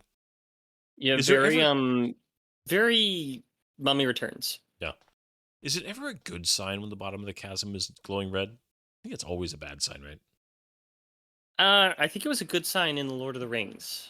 You know, because that meant that they could throw the ring in and it would be destroyed. Oh, we can have a chick fight? Chick fight. Kramer. Cat fight. Yeah, I admit I don't remember much about this portion of the movie. I remember this final fight scene has a lot of the times when Stephen Lang is just goobering it up. He's just like, I am evil villain man. And it's great. Because I love Stephen Lang. Yeah. Did you ever see, what's it called? Now You See Me or something like that? Oh, no, that's the magician movie. You have to say, that's the Magic Thieves. The blind, when he played the blind guy, it's like a horror movie. Yeah, they made 2 of those. He was, he was good. Well, he is genuinely creepy when he wants to be. Oh, I like that she does have the chain wrapped around, her arm. Yeah, I have this list of actors. It's not just the Sith Lords thing. There's just certain actors that I want to see in everything, and they're small enough actors that they could be. Michelle Yeoh was on that list before she won an Oscar. Now she's like big, but like Ming-Na, Stephen Lang. Before he passed away, Andre Bauer was on that list. Absolutely love that man. And they're the type of people that I want to see. Like I want to see Andre Bauer, like a Jedi Master, or a starship captain in Star Trek.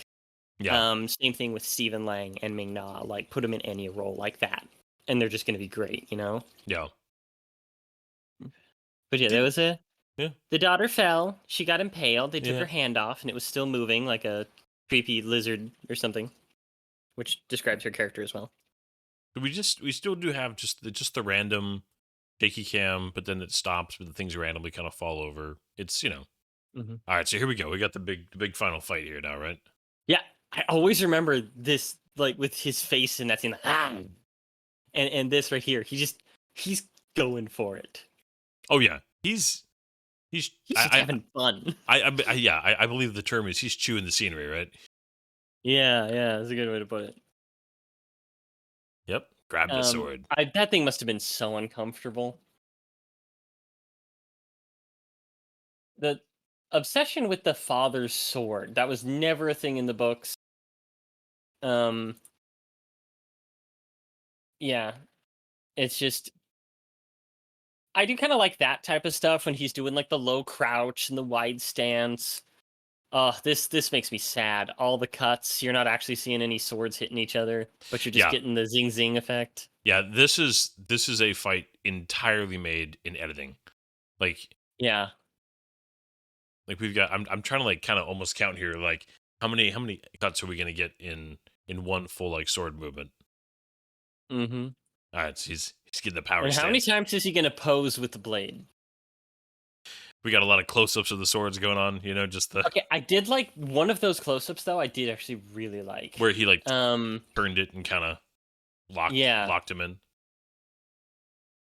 You see that type of slow-mo, I'm okay with it. Yeah. It's not my favorite, but I'm okay with it.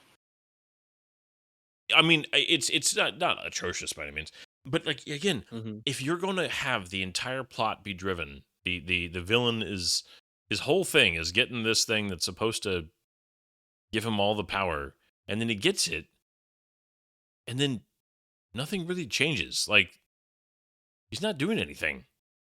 I feel like it should be summoning some sort of like Cthulhu monster.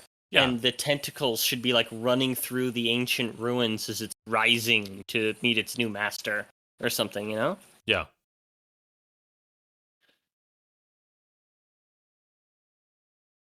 I'm coming for you.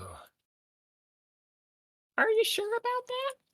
Of course, I randomly stood on the one board that broke and just happened to also be on a chain for you to it's No, she was already on the chain. That was the chain that was wrapped around her hand. Is it? Yeah. Oh, okay. I'm sorry. You're right. I missed that. Like, I'm not going to defend a lot of this movie's bad choices, but whoa, to forget about the chain wrapped around her arm. I'm sorry. That was a great, just again him hamming it up. Like he's got to like climb up and kind of pose a little bit, So apparently this mask's power is to like summon the undead.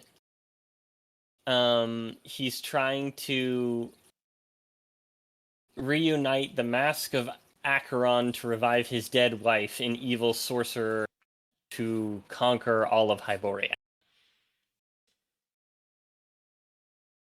He's like, no, are we supposed to have a little bit of a kind of situation with his dad again? Him holding a chain and having to like pick between like saving versus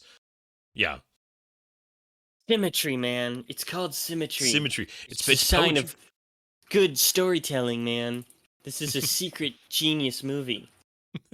You just don't appreciate the art, man. I'm talking completely out of my butt, by the way. Right. I would become a god. This is some... They always want to become a god. Oh! Why is she Helena Bonham Carter all of a sudden? But no, I get it now.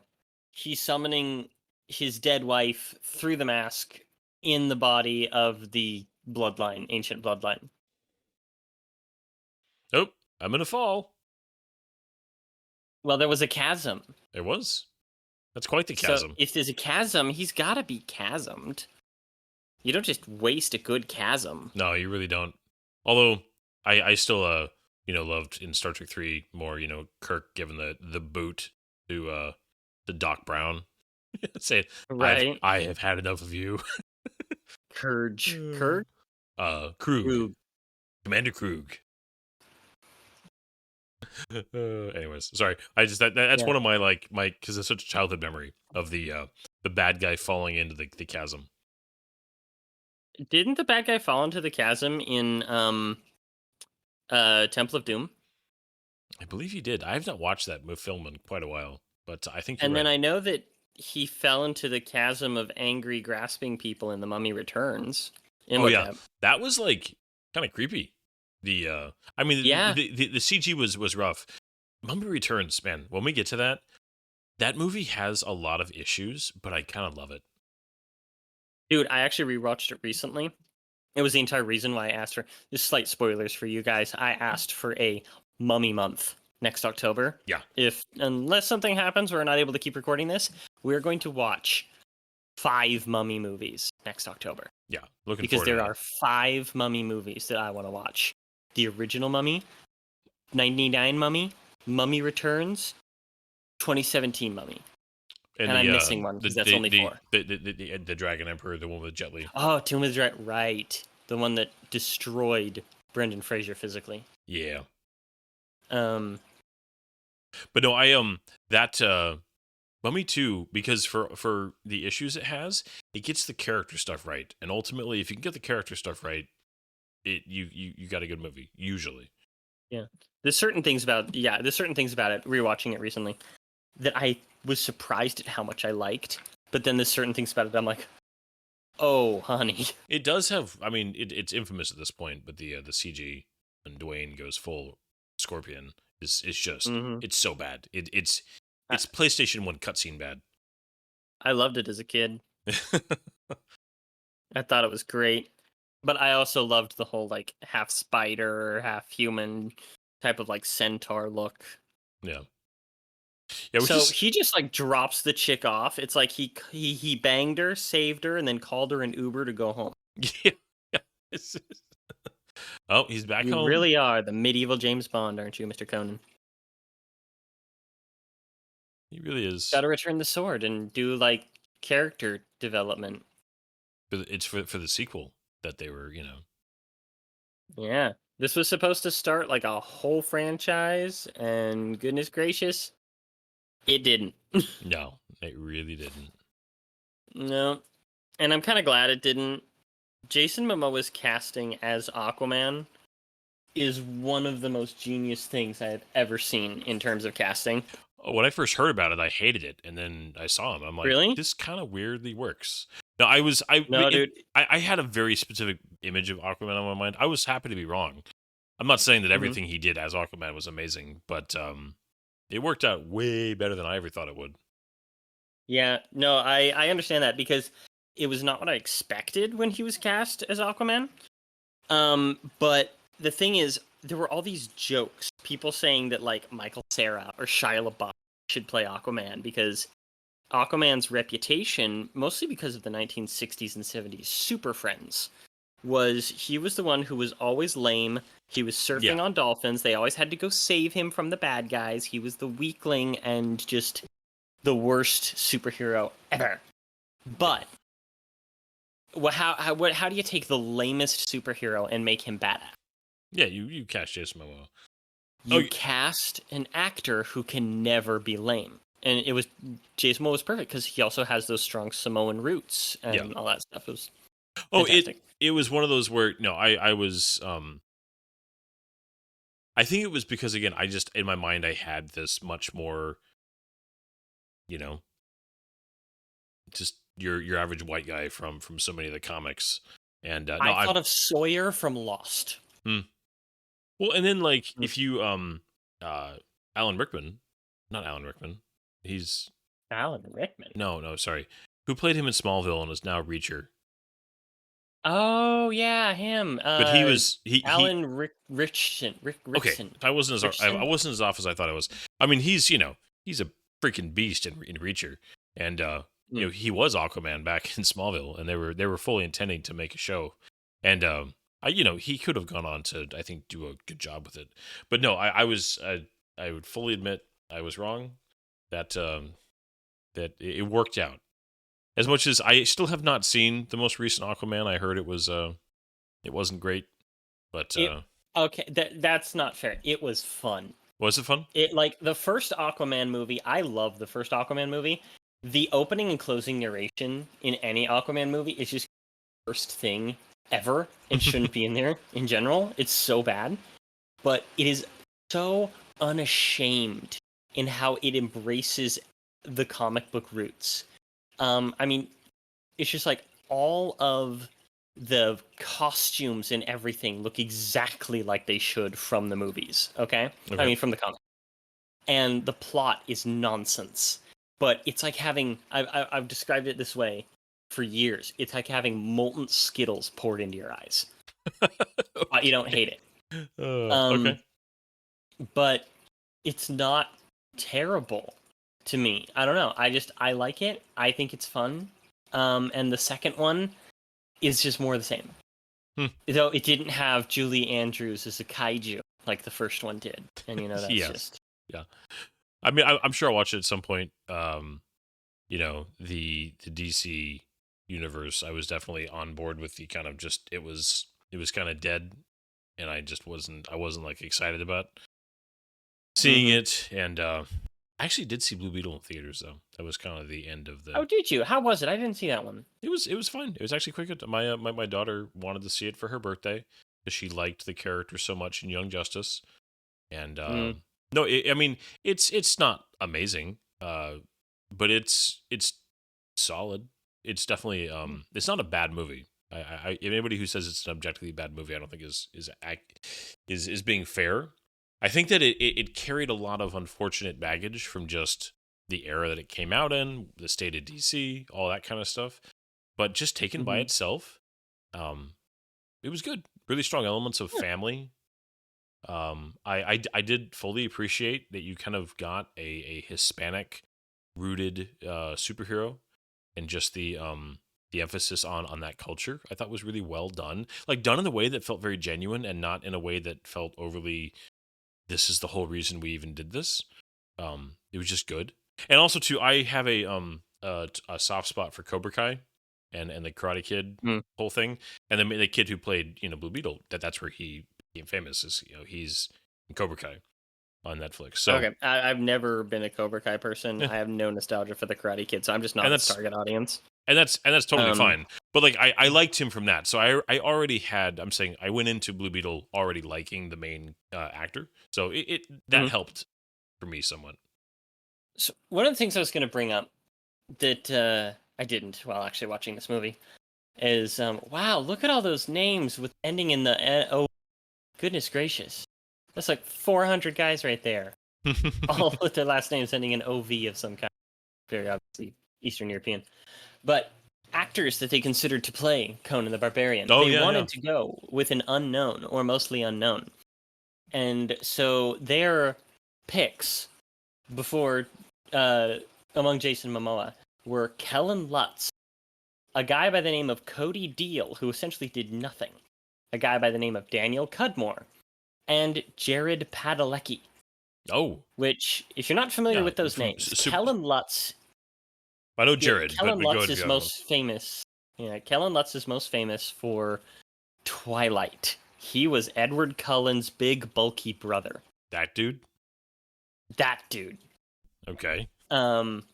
This other guy, Daniel Cudmore, the only thing he really did, like, ever, he was in all the X-Men movies. He was Colossus. Oh, okay. So he just stood around in the back being big. He's a big dude. He's a big dude. And then Jared Padalecki, which is from Smallville. Well, not Smallville. No. Well, he was on an episode of Smallville. He was an episode, but he's from Supernatural. Yeah, he got his start actually on Gilmore Girls. Then he went on to do Supernatural, and then he did Walker. Right? He's currently Walker, Texas Ranger again. I absolutely hate his character on Gilmore Girls. I want him to die a burning death. I'm not even joking. Top 3 villains in all of TV show history includes Rory Gilmore. All right. She is evil. Genuinely an evil human being. And I will die on that hymn. Okay. A weird little thing about us, if you didn't know, is that both of us are rather familiar with Gilmore Girls. That'll be our spin-off podcast. We'll go through that whole show just to torture you. Oh god, no, I can't. I can't do it. I've watched it through for 2 separate girls, and I'm not doing it again. Not doing it again? That'll be a stretch goal when we get a Patreon going, you know. Right? Yeah. Oh gosh. No, I was gonna say Oh my gosh. when I think of Jared, let's see. I almost immediately think more of Jason Ackles. Jensen Ackles? Jensen Ackles, because yeah, I show that most people don't remember anymore. The Dark Angel show that ran for 2 years with Jessica Alba. That was where kind of he got his start on that. The one time James Cameron did some television, and then of course Supernatural, and then playing Soldier Boy, which he nailed, and now he's in, what was he in? He's in the second season of something somewhat big. The Finder. Oh, Tracker. No, not the Finder. Tracker. With another Smallville alum, the guy who played Oliver Queen. What's his name? Yeah. Justin Hartley. That sounds right. I'm not familiar enough to tell my We head. are really going down a rabbit hole here. But well, so I was gonna say, okay, getting back to Conan. Jared Padalecki would have actually probably made quite a good Conan in the right circumstances if he bulked up and got scruffy and was able to kick his angst that he carried through all of Supernatural. Because he's got the height. Because Jensen Ackles is the short brother, and he's 6'1.5" Yeah. Jared Padalecki is huge. Yeah, he's like 6'4", isn't he? Well, the other 6'6". Way back when this was still, they were going after Brett Ratner. I believe they were actually pursuing Vin Diesel for this film, weren't they? For a while. Not for this. Are you sure? One intention to make there was an intention to make another Conan the Barbarian movie that just fell apart before this movie took its place. Okay. And that is when they wanted Vin Diesel. Okay. I was going to bring that up, and I forgot. I got lost in the soup. That's all right.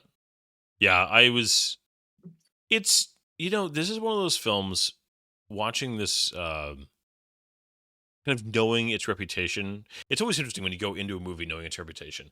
I think because I expected this movie to be just awful, it's by no means good, but it didn't end up being as bad as I thought it would be based on its reputation. And I'm not trying to say that it was a good film, but I enjoyed it more than I thought I would. Me too. And this came with my second watching of it some years ago. After my first initial watching, I pirated it because I didn't have the ability to watch it. I actually remember watching it in England. And I didn't have access to anything. I'm like, I wanted to watch this movie when it came out, but I wasn't able to. Wah! So I pirated it. I'm sorry. I think statute of limitations has run out on that one. Probably. But I remember watching it and I'm like, that was a fine little action movie, whatever. Probably nothing special. You could do better, Ronan. And I just kind of forgot about it. And then I remembered it a few years later, watched it again, and I went, you know what this movie is? This is going in my so bad it's good list. And that's where it's been. And really? Yes, okay. This is under my so bad it's good because I can watch this movie and just laugh at it. Especially because of Stephen Lang. Okay. See, for me, the gold standard of so bad that I actually enjoy watching it has been Batman and Robin for a long time. Oh my God, right? And oh yeah. If that's the bar, to me, this movie doesn't come close to that as far as just, it's so bad. It's just comical. Like you couldn't make it worse if you tried, like Batman and Robin is. Yeah, this one you could make worse, for sure. Yeah, you absolutely could. I'm not saying that this is worth the legends that is stuff like Batman and Robin and Plan 9 from Outer Space. It's just that this movie, I can put myself in a position where I'm like, this is bad because it's bad, and it's going to be fun because it's bad. Okay. Yeah. Because if you notice, those of you who don't know, or you wouldn't anyway, because I've never even brought it up, I went through and color-coded all of our potential watching movies into good, fine, bad. So green, yellow, red, haven't seen it. I can't put an opinion on that because I haven't seen it, which is just left white. And then purple. Purple is so bad it's good. Yeah. stuff like Plan 9 from Outer Space, stuff like Conan the Barbarian, and I'm trying to remember the other stuff. I'm quickly League of Extraordinary Gentlemen. You have the Ghost Rider films on there. Oh, Ghost Rider. The first one, so bad it's good. The second one, just bad. Yeah, you have Alien versus Predator on there. Oh, I love that movie. It's so bad. Yeah. Yeah, you have a few the Punisher Warzone. Yeah. Punisher Warzone. The Meg Oh my God. the Meg movies with Jason Statham. Oh, right. Dude, The Phantom. Oh my God, did you ever see The Phantom in the 90s? Yeah, it's been a while though. So, we should wrap this up. We really should. I'm just going to end. Conan the Barbarian, they need to redo it someday. I want something a little bit more close to the books. Robert E. Howard was so smart, so talented, tragically took his life at the age of 30, and if he hadn't done that, he already is one of the great of fantasy, those who know about him, but he would be synonymous with people like Tolkien and Lewis if he hadn't, unfortunately, just had really difficult life and lots of mental health problems. Yeah. No, I'd love for just a passionate, talented, a Peter Jackson-esque type guy to take this material, this IP on and just do it justice. You can't corporatize that. You can't manufacture that. You need that to happen organically at some point with somebody who is both passionate and talented and get the right team and everything's here for something truly special. But they just, as much as the Arnold movie was good and I enjoyed it very, very much, it still fell short of that bar, I think. Yeah. So. And if it did end up being Robert Rodriguez, it'd probably be okay. Yeah. Well, personally, see. I think maybe the guy who directed this recent Monkey Man movie, if somebody like him got a hold of it, oh boy. Well, it's also something where maybe it doesn't need a film. If you had the right kind of HBO like miniseries and did a couple of short, like something like that with the right casting and team, you could totally do justice to this world. I was thinking about that, but the fact is, I just don't know. I almost feel like this would be better as movies, because it's just like you either need it to be episodic like Xena, right? But we've kind of passed the age of the episodic hero show. Yeah. That's just kind of dying because it can't be some big, long, super involved story of politics and all these different character perspectives as they're doing all this stuff. I mean, it could be. It absolutely could be. But I want a Western that is set in the Hyborian era. I want it to be, the barbarian that rides into town and saves the day and gets the girl and then rides off into the set alone to fight another. Simple, tropey, but yeah. And I feel like that wouldn't necessarily work super well for a TV show. It would lose part of the mystique. Yeah, I think it could. That's why I think I went with like HBO. I feel like they're one of the few studios that could pull it off. But yeah, you would have to have the right vision for it and the right balance between episodic, like where the majority of each episode is an adventure for that episode, with some kind of light threads that kind of hold them together. Like there is something that he's trying to get to, but the majority of the storytelling is kind of the journey itself, kind of thing. Yeah. Now there is something I want to end off with. Let me just find the name of it so that way I screw up the name.